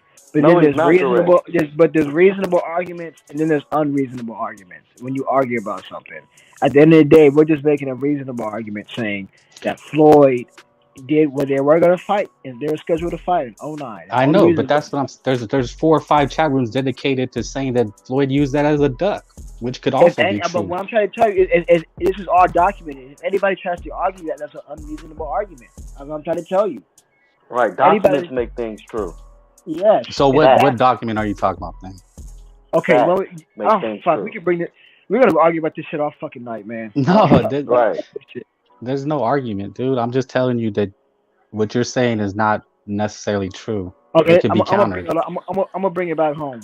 So if this Errol and Crawford fight falls through, right? I'm telling you all, Divine. I'm telling you guys, this is gonna be. I mean, it already kind of is, but this is definitely a Floyd and Manny Pacquiao redo all over again, modern day era. It definitely is. I did a live stream on it. Yeah, I agree with that. It definitely is. If this falls through, we're looking at Floyd and Manny Pacquiao when these guys are going to lose, and then now we're not going to have the fight exactly when we want it, and then it may be a good fight later on. We'll see, but if this falls through, it won't be the same. This is officially Floyd and Manny. We live in the era again in 2022. Well, one of the reasons I initially leaned towards Earl is because of Bud's inactivity. I initially leaned towards Earl. I'm a fan of Errol Spence. Like, I like him. I thought he was gonna be the man. When I seen him, 7-8 years ago, coming out of the Olympics, I thought, this guy, he's the real deal. But then the accident, I don't know. To me, he just looks different, and that was one of the reasons I came on. I said, it could be that, that Tat Rechna, they know it's dangerous, and if anybody's gonna stop him, is a guy like Bud, and that could be a reason.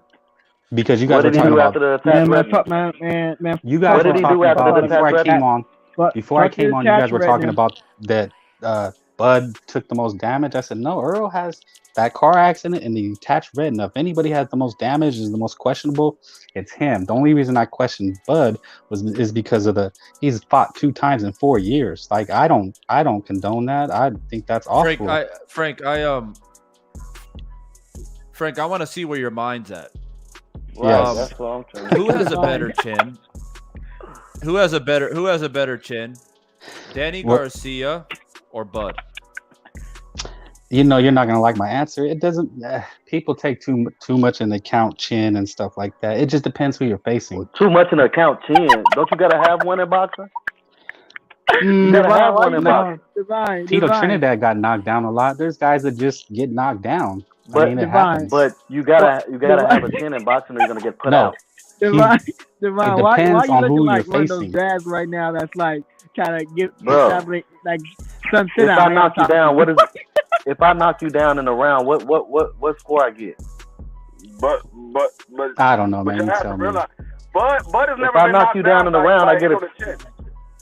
No, but I'm saying he said that the chin don't account for nothing. If I knock you down in the round, No, what I said is that to answer that, it depends who you're facing. If I'm facing a if I pillow knock you fist down guy, in the round, what I don't score even. do I'll I just get? walk. I'll walk through them. It depends who you're facing. Who got a better chin, Danny or Bud? Who got a better chin? I'd say Bud. What you base that off of? His skill level. That has Chin is not a nothing to do skill. with your chin. That has nothing to Chin do is with your not a chin. skill. That's an attribute to have a good chin. Well, you got to have skill to avoid punches, right? That's That avoiding the has punch. nothing to But do we- with your That's chin. We're avoiding the not. punch. You're not avoiding it. You're getting hit. Well, no, He you said got to who have has it. skill in order to He avoid said punches. who has Yo, a better D. chin. No. He didn't say Yo, who has D. better movement. Yo, Yes, we trying to grade the chin. Yo, D, We didn't tryna Bud grade the Crawford do chin. the stanky leg against Gamboa? Yes, he did. 130, 35 or 26 pounder moved up two weight class. 135 pounder. Yo, No, D, they fought at 135. They fought at 135. Yo, He D. moved up Fought two at weight classes. 135. And D. Bud said that was his toughest fight to date. Yo, D. Well, Bud doesn't have a detached retina, so Yo, D, have you ever seen Danny Garcia do the stanky leg? I never seen Bro, the Danny man still Garcia. wanted to fight Never with a seen Danny detachment. Garcia Right? The only fight, and Danny Garcia I lost. saw He Danny lost a few fights. So what does Yo, that D. mean? Danny Garcia He's got a never great had a chin, sticky leg. but he Yo, loses. D, what Okay. did you say that Danny He ain't never been Garcia down. has fought? What did you say He that Danny loses. Garcia Has has Bud fought lost? more bigger How many losses he got? punchers than Bud? Yes, he did.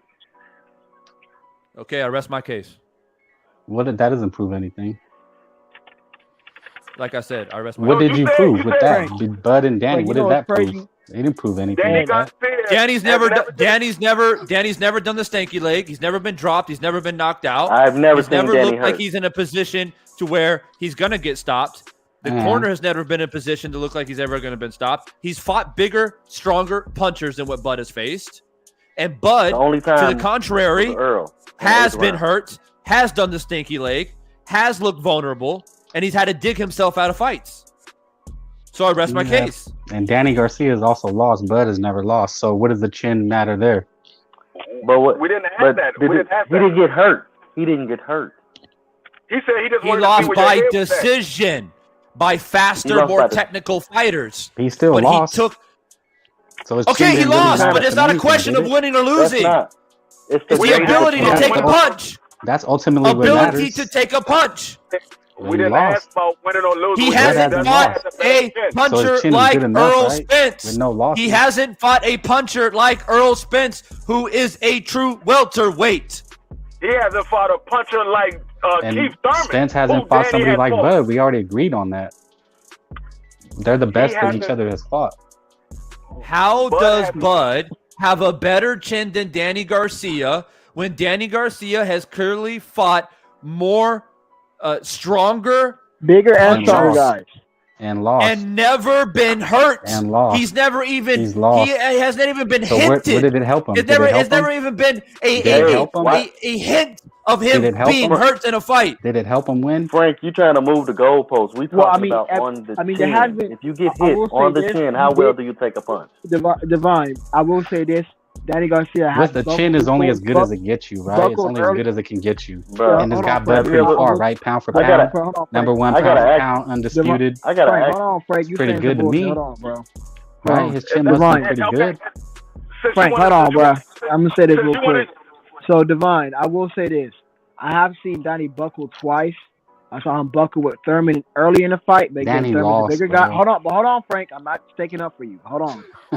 Remember, Keith Thurman's a big puncher, and he's a bigger fighter than Danny Garcia. That's number one. and Danny Garcia He's not recovered bigger very quickly.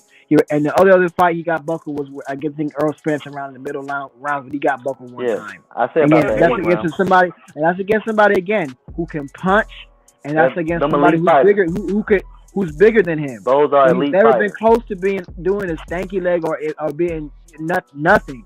And what does it got, Danny? What is it equal to? Huh? What did it get him? You said it's a better chin for what? Right? What you have is only good for what it can gets him get the you. acknowledgement and the accreditation for being a fucking tough fighter with one of the best chins in boxing. He didn't get knocked out against elite fighters. Yeah. And what is Bud? Pound for pound? So what's his chin? You're saying it's nothing? So it's nothing because he got wobbled sometimes? I'm saying that he's done the stanky leg against lesser punchers than what Danny Garcia has faced. And he's talking about going up against Errol Spence. That's what I'm saying. Well, Earl's not unbeatable. Nobody's unbeatable. No, so I never said that. Bud's chin that applies to Crawford too, right? So you can't use that. You can't say, "Oh, well, his chin." That applies to Crawford too, don't it? Because it hasn't been a hindrance. It would be something divine if it had a hindrance. You know, it made him lose, but it hasn't. Bro, it's gotten him have pretty you far. ever laced him Would up? you say that? Have you ever gotten in the ring and laced him up? Nah, man, never. Nah. I know he has. Nah. Oh, so yeah, because you wouldn't even know what it's. Are you a world champion? Let me ask you: are you a world champion? I don't you want a know. belt? No, I'm not. Okay, then we're about the same, bro. But we're at the same level. You haven't won a belt, so stop it. No, I actually got in the ring. You see the picture? Do you have a belt? Do you have a championship? You won the gloves? I do got a belt. I won. What did you win? Yeah. I won a Park District belt. Yeah. Okay. Let me see it. Show it. Put it on camera. I've been around boxing my whole life. I know about boxing, and I know the excuses that you're making has nothing to do with boxing. What excuses? I'm not making no excuses. You said that that's me in the chin thumbnail. This, chin that, but one guy's pound for pound undefeated, and one is like fighting for his next paycheck. Make a comment? Pound is opinionated. How can you make a comment? You can't argue the about record. What do you mean opinionated? Frank, that's opinionated. Don't get sidetracked. Okay. How can you make a comment about the validity? I didn't make a chin? comment. You asked me. I asked you who had a better chin because that's a talking point in boxing. A chin is relevant in boxing. Bud. That's why we talk about it. But you cannot stand there and talk about validity of a chin being important or not when you've actually never been punched in the face in the boxing ring. Okay, and Larry Merchant did he get punched in the face? He was pretty credible, right? He was not credible to me. Okay, if you ask me. He did, he had his own. I don't listen to fucking Larry Merchant. I don't give a shit about Larry Merchant. Somebody thought he was good enough or to Jim Lampley. I care about Roy Jones Jr. I care about Andre Ward. I care about Paula Malignaggi, even though he's fucking annoying as fuck. But at least he's been in the ring before. That's who I will listen to. But Divine, what I'm saying is, you asked me about chin. I'm saying, well, Bud's is pretty good. He's pound for pound undefeated. So I don't understand what that means. What is that going to accomplish? You asking me that? Well, whose chin is better? What does it matter? Like, what are you trying to accomplish with that? That shit is all opinionated. Pound for pound, all that shit is opinionated. Pound for pound doesn't mean shit. You don't get nothing from pound for pound. That shit doesn't mean anything. You said the accolades matter. People got Tyson Fury because of all his accolades. People got Tyson Fury in the top three you said it in yourself. the pound for pound, and he's saying he's going to retire. People got Tyson Fury in pound for pound. He's a fucking heavyweight. The pound for pound list is a fucking joke. That shit doesn't mean nothing. It is. That's your opinion. It is though. It is a fucking. It's not a fact. It's an opinion. Yeah. Yeah, it is an opinion. That's exactly what it is. Every single boxing website. Every single boxing website has a different pound for pound list. Every YouTube content creator has a different pound for pound list because it is subjective. Okay? Right. So I don't give a fuck where you have or where D has or Lennar has Bud Crawford on the pound for pound list. I don't give two fucks about it. Right. Well, you mentioned accolades. That was one of your arguments. What was? One of it was, Spence has all the accolades. Da, da, da, da. At welterweight. But you He's just the said accolades unified don't matter. champion at welterweight. But now you're saying accolades don't matter. Pound for pound is not Pound for pound is not an accolade. not an accolade. Hey, Frank, it's been a good one, man. I don't think you understand logic. If you, hold on. If you consider pound for pound an accolade, what do you get for pound for pound? What trophy do you get? What belt do you get? You get the ring belt. You get a ring belt. No, you don't. That's not the same thing. That's a and that's Oscar De La Hoya Company. That's and that's Oscar De La Hoya Company, the Ring magazine. Don't get a ring Bud belt has for that pound too. for pound. That's Oscar De La Hoya. Bud has undisputed too. Bud does not have Ring magazine at 147. Well, you just say accolades. Accolades matter or they don't? Because you're saying first you said they matter, now they don't. Frank, accolades matter. Well, no, you're saying accolades don't matter. You being hired. You saying you putting pound for pound and accolades the same thing. You going into the Hall of Fame, but when it comes to negotiations in the fight, A side, B side, two shits does not get a two shit. D means nothing. That's all we're saying. And click. All those accolades doesn't mean nothing when you negotiate a fight. If that was the case, then well, if that's that was what he the said case, earlier. That's what he agreed to. He said the accolades matter. That should make him the A side. That's what he said. It does not matter. Well, you're arguing against your host. Was saying that in division. That's what he said. I wasn't saying that, if that was the case, if the belts matter, ask him yourself. That's what he said. Listen, hold up. Listen, if the belts and the accolades matter in negotiation, if that was the case, then Holyfield would have been the A side against Mike Tyson. I didn't say that. Divine said that, and you guys agreed with him. He said that. No, you said that we all agree on That's something. what you said. One of the first things you said when I came on. You said that. He's the three belt holder, and that should matter. Listen, if Floyd that didn't happen. If Floyd wakes up tomorrow and says, "Bud, I want to fight you," you think that he's gonna, and then Bud's more accomplished at welterweight, at the championship belt. Do you think that he's gonna that Floyd's gonna accept him being the B side to Crawford? He will not. Thank you. So that's our point. We can't make it any more clear to you. I don't think we can make it any more clear to you to understand. Well, that's one of the first things you said, then. So you need to change what you said then. When it comes to restate what you said earlier. I never said anything about pound for pound. I never. No, you said the accolades. You said he's this champion. Accolades means that I'm representing Errol Spence accordingly. And he is a unified champion. And Bud has undisputed under his belt. But 140, not 147. He said the most accolades at 147. D, hey, yo, D and Divine. This is why I made a comment earlier, and I said I don't like to talk about accolades in the Spence and Crawford situation because even though hold on, Frank. Even though argument can be made that yes, Errol Spence deserves an A side, not only because of asses and seats, but also because he's done more at welterweight. As soon as you say that, then that brings up accolade talk, and then that gives the Bud fanboys a chance to come. Okay, well, accolades. That's why I don't even like to open that door. That's why I just. But that's why we said welterweight though too.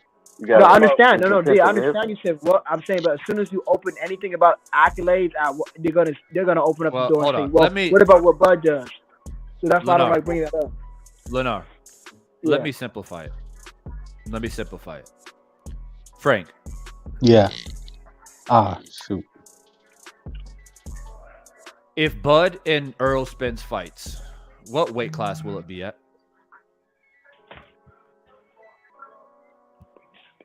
He said phone about to go out. He typed that. Oh, okay, I just saw that. So it'll be at welterweight, and I see what you're saying, Divine. Like I 100% agree with you that Earl's done more at the weight class, but as soon as you start bringing up accolades, they're gonna get on this, and the Buff fans don't care. They're gonna use that as an excuse to start bringing up Terrance Crawford's accolades altogether. I'm not like it's not a scale for me. It's not like who has more. Like I don't give a fuck about that. But let's talk about facts. All right, purely facts. All right, no speculation, no opinion, which is what the pound for pound is. Just facts. If they fight, they're fighting at welterweight. Who has the majority of the belts at welterweight? Spence does. Who has been at the weight class since the beginning of their career, conquering the weight class? Spence. Who has defended the titles that he has won in that weight class? Spence. Therefore, he is the A side, and therefore he deserves that accreditation, rightfully so. These things that I just said are facts. Now, if you want to say that Bud is above Earl on the pound-for-pound list because he's come up in different weight classes, fine. I don't give a flying monkey's ass where you put him on the pound-for-pounds list. The fact of the matter is they're fighting in the welterweight division, where Errol Spence is the king. You're trying to take his belts. That's the bottom line. This, to me, is like why people still argue about it. And we're, well, I think Bud, man, I think, because he's pound for pound, he should get 50-50. 50-50. That's the Pound for pound don't mean shit when you're trying to go into somebody else's backyard and take all their belts when they've been conquering that weight class. That's like saying, all right, let's make an example. Usyk was undisputed at cruiserweight. He moved up to heavyweight to fight Joshua. In the Joshua-Usyk fight, who was A-side? Joshua was. Why? Because Usyk is moving into his backyard. And Joshua was the champion. See, that's why I got only one gripe with that. Because of popularity. Because, say, for instance, Canelo moved up to 175. Didn't have a belt, but he was the A-side. Oh, because you want payday. Yeah, right. So that does have a benefit, about Canelo, a factor. Okay. Yeah. We talking about Mr. I do everything right. I'm the image of boxing. Everybody loves me. That's what But it could be the same thing said for Spence as well. If he moves up to 154 and call out Jamel, who's the A side? Jamel. Hey, I just. You say Jamel? This is a little side question. I got a question for y'all. This is a little side. I believe Spence would be the A side for if popularity and Earl, not pound pay per view. I'm about to say it goes to who bringing more asses in the seat. Yeah. And I think that would be Spence. I got a question. This is a little side question. This will change topic just a little bit because I think we pretty much beat this narrative into the ground. I think we're beating a dead horse. I think we all agree. We see what we tell. So what do you think if Earl gets past Terrance and beats Terrance, right, and then he becomes a champion at 154? Do you consider him an all-time great? Yeah. I would. Who's I that? would. I think at that point, I would. Yeah. Who's that? I mean, but it'll because who you have to fight next at 154. You have to fight Jamel. And then, I'm just saying, whoever way he becomes a champion at 154, whether it's one belt, all four belts, whatever, he becomes a champion. Would you consider him all-time great? Yes. I would say he's on a path. I would say he's on a path of being one of the all-time greats. I wouldn't say he is one of the all-time greats. I'll say on one or two conditions. If he moves up and Jamel is not there, and he have to collect those belts again, yes, he could get it that way. But if he moves up and beat the man that's at 147, at 154, I would say he get it that way as well. I would say that if he beats Bud, becomes undisputed at 147, then he moves up to 154 and becomes undisputed there, then I think he solidified his position. If he's undisputed at both weight classes. But hold on, wait a minute. So Earl's going to have to become undisputed in two different weight classes in order to be an all-time great? No, I said only solidify. Only reason why I said that because right now, if we speaking right now, if he move up, he'll probably have to fight Jamel for undisputed. But if Jamel leaves, and the only reason why The only reason why I say he gotta get undisputed is because if we look at what he did at 47, that's the expectation. Out of those guys that he fought at 47, there's only probably 3, maybe 4 of them that's Hall of Famers. The rest of those are not big time fighters. So for you to consider him an all-time great, he has to put more names on his resume. Yeah, he put some names on his belt. Yeah. Right. But if he become undisputed in both weight classes, then he will be considered that because he will be the first person as a male to be undisputed in 2 different weight classes. Okay, but here's my argument here. And there's 2 things. Like Divine said, he doesn't give a shit about the pound for pound list. I don't really give a shit about a guy going up 4 or 5 different weight classes in order to beating guys. What do I mean by that? I think if a guy goes 2 at most 3 weight classes, to me, it just makes no difference because I think that going up in weight can sometimes be overrated depending on who you fight. You could have Floyd. You can have Floyd going against a freaking 200-pound man who would be considered a heavyweight. Leonard, hold on, but my only issue on that. My only issue on that is this: when it comes to moving up in weight classes, is you got to do it the right way, which means no catch weights, no catch weights, no vacant titles. You got to beat a champion. And yes, that's the best way to do it. If you want to get technical, you got to take a belt off someone, not a vacant belt. That's my opinion. Okay, so and also let me say that, to be honest with you, if Errol beats Bud, becomes undisputed at 147, and let's put this in perspective. Let's say then he fights for kicks and giggles, just to have his name on the resume. He beats Keith Thurman. He's pretty much cleaned the entire division. Now he goes up to 154, and let's say he fights Boots Ennis.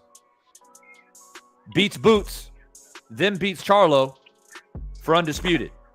He's an all-time great. Period. Damn. You have to replace Boots. Like I said, he would definitely Boots gonna conquer 147. In my eyes, if he becomes undisputed at 147 and he moves up to 54 and becomes undisputed at 54, whether it's 1 fight or it's 3 fights, he will automatically be considered as an all-time great because he's the first man to ever be undisputed in 2 different weight classes in the 4-belt era. Not to mention, and when you were talking about the pound for pound, when you were talking about the pound for pound, I don't care about nobody moving up and down in weight for the pound for pound because Marvelous Marvin Hagler was a pound for pound fighter and he fought at middleweight his entire career. Exactly, and that's what I'm saying. I'm saying that shit. You could have somebody who's 147 pounds beat somebody's ass who's 200 plus pounds who never put a boxing glove on a day of his life, and that guy would be considered a heavyweight, right? You know. So at the end of the day, I don't look too much stock into somebody going up. It's to me, it's more if you go up, who you beat. I mean, we've seen who different things. It matters because who do most people put as the best fighter of all time? Most people say Sugar Ray Robinson, right? Sugar Ray Robinson, Muhammad Ali, right? So if you, and I more or less, if I were to make my all-time great list, I would definitely have Robinson at least in the probably top 2. But and the main reason for that is, I mean, if you look at his career, despite the fact that the amount of times that he fought, which is fucking ridiculous, but the simple fact of like middleweight, welterweight, like, you know, basically 140 all the way up to, I think his highest, what did he get up to, like 160 plus? Like that matters. Yeah, that matters. But and not only that, but look at the names that he has. He's got Jake LaMotta. He's got Gene Fulmer. He's got Carmen Basilio. Like, it's insane how he fought all these guys who were in their prime, who were, you know, were threats, multiple times, champions, and fought them multiple times. That's why Sugar Ray Robinson is the best fighter of all time for most people because of what he accomplished in multiple weight classes. So yes, it does matter, but it also matters how you do it. But Devon, can I say something? I didn't get to really finish my point. I said it doesn't matter if you don't find anybody because we all saw what Canelo did to people like a Rocky Fielding or Alvin Wieldrum. Those guys don't get. I mean, come on. So that's why I say that if you're gonna move up pound for pound, if you're gonna move up in weight class, you are gonna have to be fighting credible names. That's my point. Because a fighter going up in weight, it can be embellished. Like I said, you can have a 147 pounder beating up on a heavyweight dude who's like ranked fucking That's 176.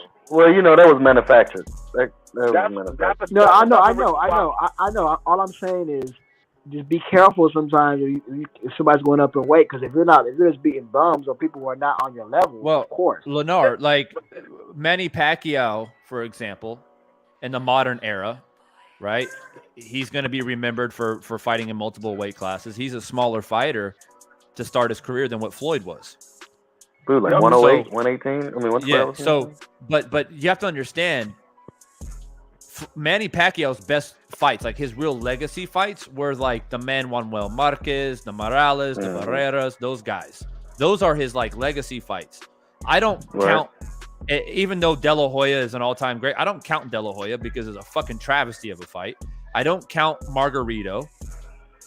I barely count Cotto because Cotto was rate drained. Yeah.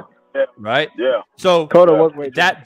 that's the issue. That's the issue that we face. And even Floyd fought at a couple of catch weights as well. Nobody wants to give Floyd. I find it funny that people want to give Manny Pacquiao credit for Margarito or Cotto, but then they don't want to give Floyd credit for literally schooling Marcus. Bigger men.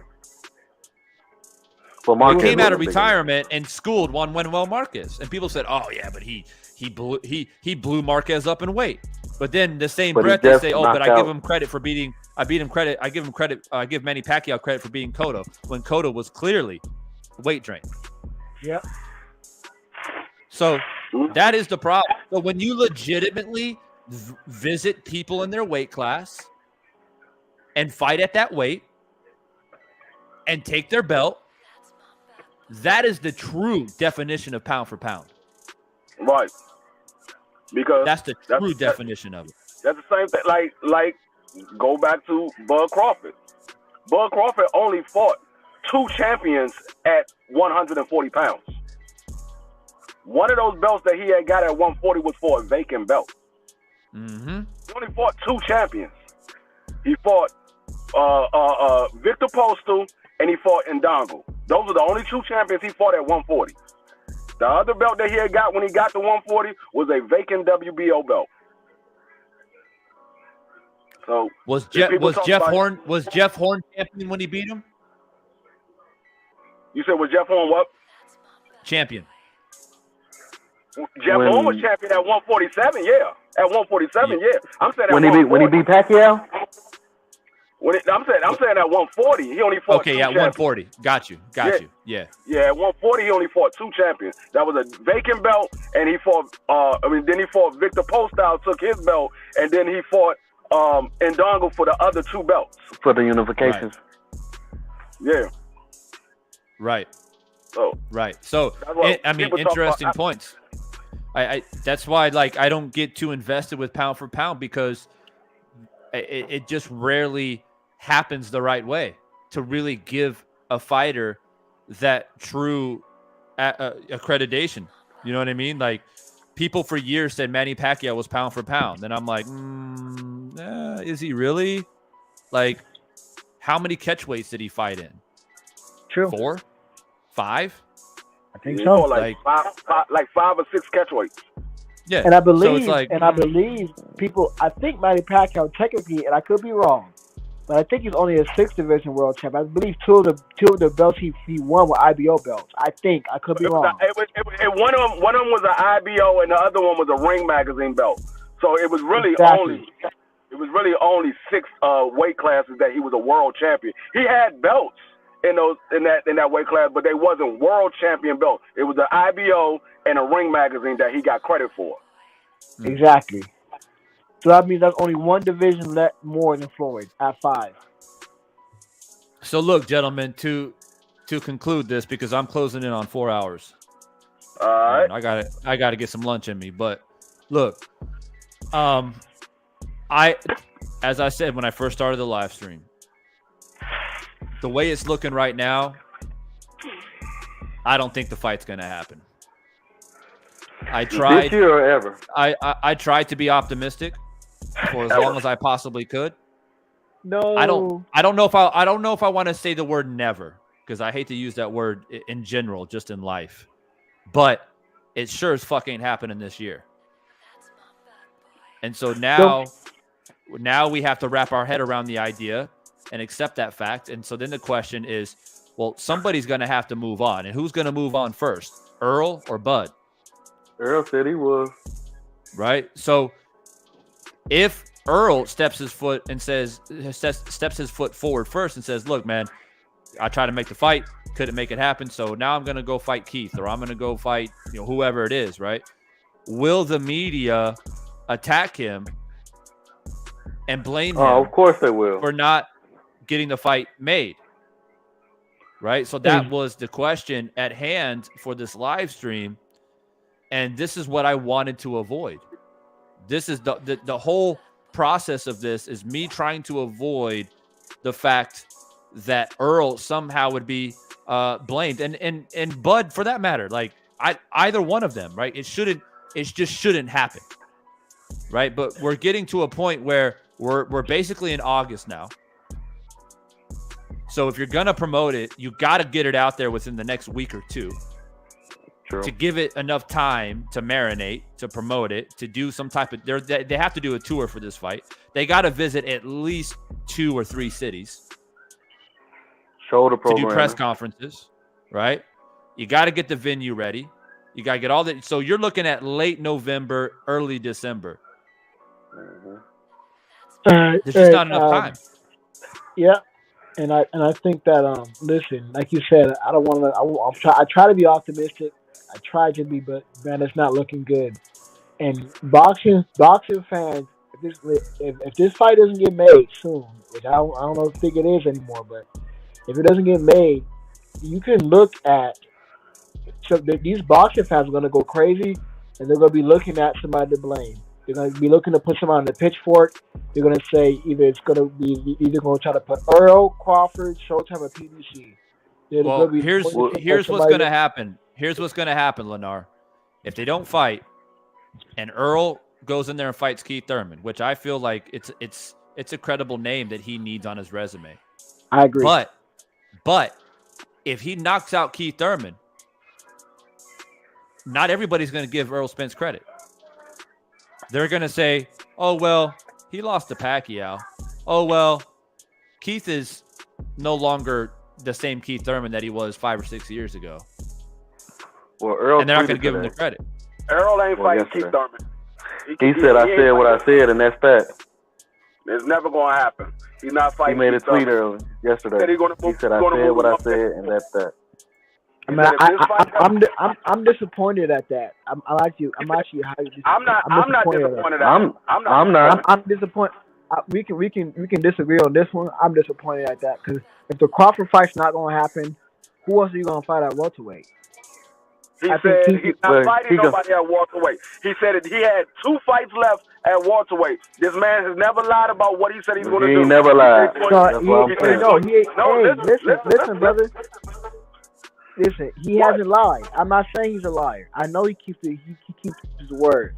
But all I'm telling you is this: if the Crawford fight doesn't happen, which is the fight I want to happen, I still want to see him fight Keith Thurman. That's all. At one point, either at 154. I understand what you're saying, but he said it's never going to happen. Keith Thurman didn't give him the opportunity. He's not giving Keith Thurman the opportunity. I get D. Hey. I understand. I 100% understand.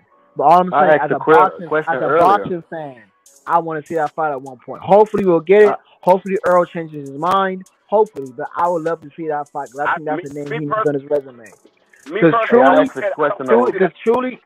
truly, D, if you could actually say that if Earl beats Crawford and Thurman either at one point in his career, you could truly say he really beat everybody in this era. There's no, and literally he beat everybody from Kell Brook to Sean to Danny to Ugas to Crawford and now Thurman. that Yes, was and it looked very everybody. good. That was there's nobody else in that era that was actually in his era. He But the thing is, the thing is, I don't care to see that fight because I know how it's going to end. Errol Spence is going to stop him to the body. He got hurt against Barrios to the body.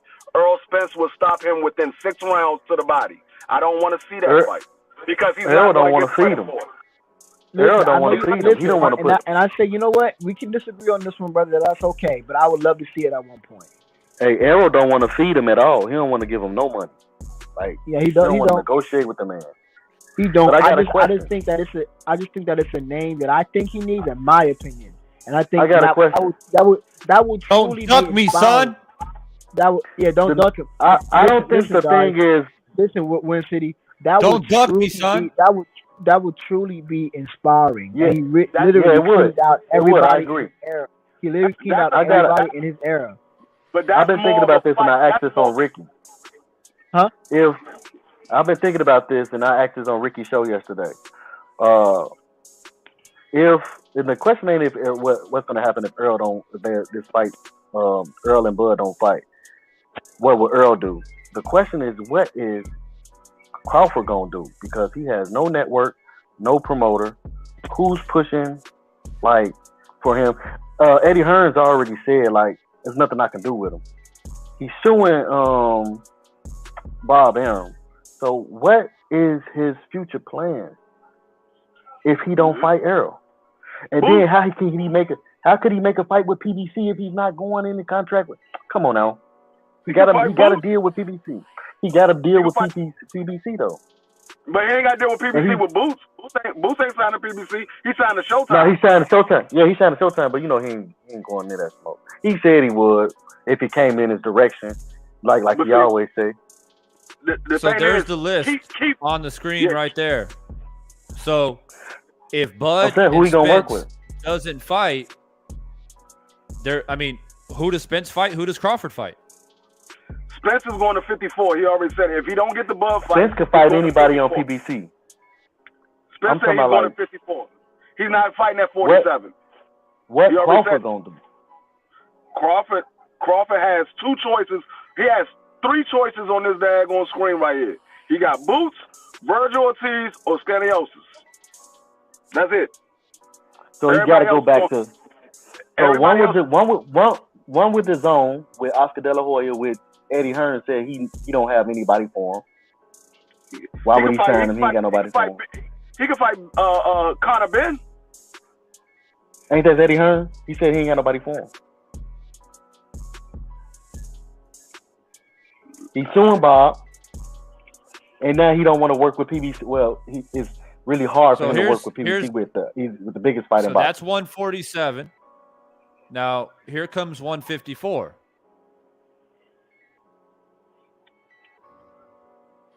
What's on your mind? I mean, like I said, Spence can fight any of those guys at 54.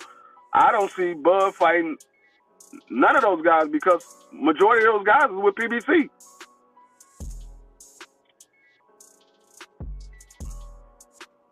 Jamel is with PBC. Brian Castano is with PBC. Fandor is with PBC. My bad, that was study here. Tim Tszyu, he might be able to get that fight with Tim Tszyu. Who Tim Tszyu with? PBC? No, Tim Tszyu not with PBC. Who he with? Showtime? He with somebody over there.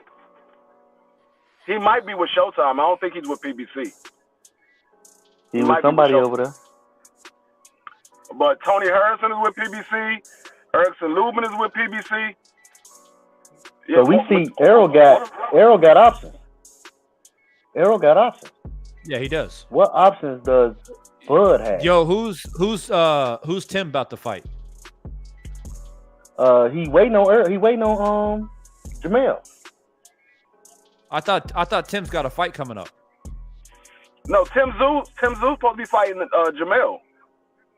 Right. Yeah, okay. they scheduling for like early next year or something like that, or late this year. January. They pushed it to January. They scheduled it for January. Yeah, they pushed it back to January. All right. Go on, knock him out, and move up. I say. That's what Jamel probably going to do. He's probably going to fight him and then move up because he know Earl is coming. And he said he don't want to fight. I don't see how Tim Tszyu got in that position. Well. Tim Tszyu, 21-0, has his world title fight, but he's got a little bit of a weight on his hands. The Australian superstar will get in the ring with the undisputed super welterweight champion Jermell Charlo on January 28th. Yeah, I know it was in January. Yeah, I know it was in January. They moved because it was supposed to be. I believe it was supposed to be either November or December, and they moved it back. But it is confirmed. Yep. Yeah. Well, I've been knowing that for a little while. So because they're engaged in a fight, you take them off the list. So nobody's fighting Charlo or Tszyu until at least middle of next year. But that's a storyline right there. That number 2 guy, with that number 1 guy, Brian Castano and Errol Spence. I was just about to say that. They fought in the amateur. Yeah. I know Earl wants that get back. Yeah, Brian Castano beat him in the amateur, so that's a storyline right there. So that could be a potential fight for Errol Spence moving up to. Would that move Earl in the ranking? Hell yeah! Brian Castano's number 1. Errol Spence is number 1 in at welterweight. So he beat Brian Castano. He's definitely in the rankings. Yeah, take a slot. I think Errol Spence will probably move into the rankings, moving up anyway. He'll bump one of those guys out just because. I think they'll make him fight before they bump him into the rank. He'll probably will face one of the top 10 guys. They might make him fight, but I think he will automatically get bumped into the rankings because look at Tio. Tio took a loss and he moved into number 5 in the 140-pound division. Oh, okay. I ain't even checked Tio out lately. I know he's been talking crazy though. He's number 5 in the 140-pound division. And they still talk about him like the ring doesn't even put Tio in the rankings. I know they got him ranked number 5 because he's supposed to be fighting. Who the fuck is he supposed to be fighting? He was supposed to be fighting Barbosa, but they changed the fight to somebody else. Yeah, Tio got some problems on his hands. He got some problems on his hands at 140. His dad is his problem. Yeah, that's true too. No, but you got Matisse up there. You got Antoine Prograde, Antoine Jerry Russell. You got so many men. So you got some. So shit, I think Devin will have a hard time up there too, though. But even though you guys, Teofimo got a fight against Pedro Campa August 13th. Yeah. So he ain't want the Bosa fight, that Barbosa fight. He backed out of that one. So that's that. Well, I ain't gonna say he backed out. I think his team backed him out. I don't know if it was him or his team, but they backed out of that Barbosa fight. Barbosa, who's ranked number 6. Yeah. Mm-hmm. Gary is at 9. And I think after this fight Gary have on Saturday, he might move up some more. Who he fight on Saturday?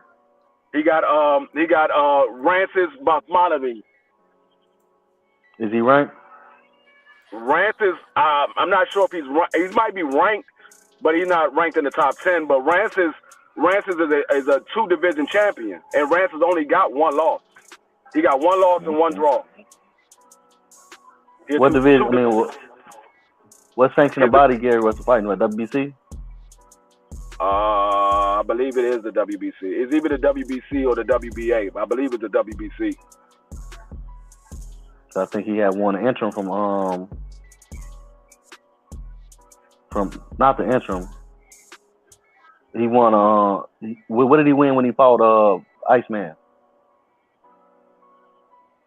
Say that again. What did he win? What type of title did he win, or if he won one at all when he fought Victor Postall? He didn't win no title. It wasn't no title on the line. He wasn't like ranked or like placed in a certain like a belt or something like that, like an interim belt. At the time, I think Postall was ranked number 5 or number 6. At least. I thought he had an interim WBC. Nah, he didn't have no belt. Not that I know of. I didn't see them give him no belt at the end of the fight. Nah. All right, but look, gentlemen, man, I'm gonna wrap this up. All It's been right. a long ass ride, man. But I appreciate you guys being a part of this. It made it a lot more interesting. We had obviously an interesting character on the panel as well. For sure. You know, that's what made me jump happens. on, man. He was spitting a lot of nonsense. Yeah, man. I mean, sometimes you don't know. Sometimes people just be straight up just being an agitator, just trying to troll. And other times, I think it's a little bit of, just straight up ignorance. And ignorance is not a derogatory term. It just means you don't know, which is fine. For sure.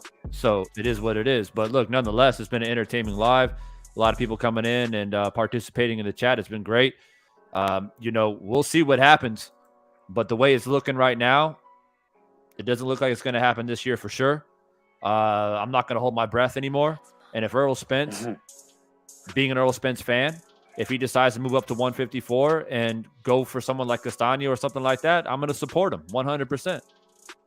But that's just me. If the fight don't happen, it ain't my fault. It ain't on me. So it is what it is. He doesn't,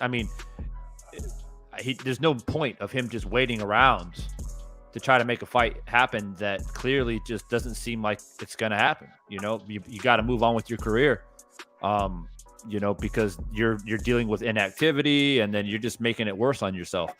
And you don't want to be like going into the gym every single day training. Like, what are you training for? Yeah, you're training to stay in shape, but every fighter wants to train for a fight. That's the whole purpose, is to have a goal, have an objective. You know what I'm saying? So that's what he needs to do. I'm an amateur fighter. That's what I do. Absolutely. So I know a little bit about it. I fought as well when I was younger, and so I've been there. I've done that myself, and I know very good and well. Now that I'm older and I just go into the gym and spar every once in a while, like, inactivity is a real fucking thing, man. For sure. It's a real thing. Like, and even if I work out every single day. I mean, it's my life. It's my job. I do it for a living, is fitness, right? But if I don't box for 2 or 3 weeks, then, I feel it. You know what I'm saying? Boxing's just, it's just a different animal, man. You got to keep your legs sharp, keep your mind sharp. And if you don't do it just for a few weeks, you see the difference. Imagine not boxing for 6 months. Right. True. So it's a huge thing. Right. So we want to keep our fighters active and keeping their mind sharp, having them engaged and having their mind, active and all that stuff. And that's what we really want. Not this like sitting around getting, not that Earl's not in the gym. He's in the gym every day, just like Bud's in the gym every day. But it's just you're not training the same unless you have a fight on the horizon. It's just the way it is. Sure. So I support him 100%. If he feels like this shit ain't going to happen, he wants to move on and do bigger and better things. It may not be better, but it's the next best thing. Let's put it that way. Then I support him. But look, man, Windy City, man, it's good to see you. Good to see you drop in. I know you don't always make it in here. Thank you, Divine. It was good to have you in here, bro. Appreciate you. Thank you for having me on. Most definitely. Right. And everybody else, man, if you guys haven't hit that like button yet, make sure you hit that before you leave up out of here. I'm closing the poll as well. We had over 128 votes in the poll. Most people thought that Bud will be the one that will be framed as the ducker if the fight doesn't happen. So the people have spoken, and I will leave it at that. I see my man Black Star Sports dropping in here late. Nice to see you, bro, and everyone else, man. Be on the lookout for what's coming up next. I'm going to be here live commentating on Danny Garcia fight, which is this upcoming weekend. All right, guys, so buckle your seatbelts. I'll be back on here commentating live on the Danny Garcia fight. So until then, y'all stay up, stay strong, stay positive. It's your boy Divine.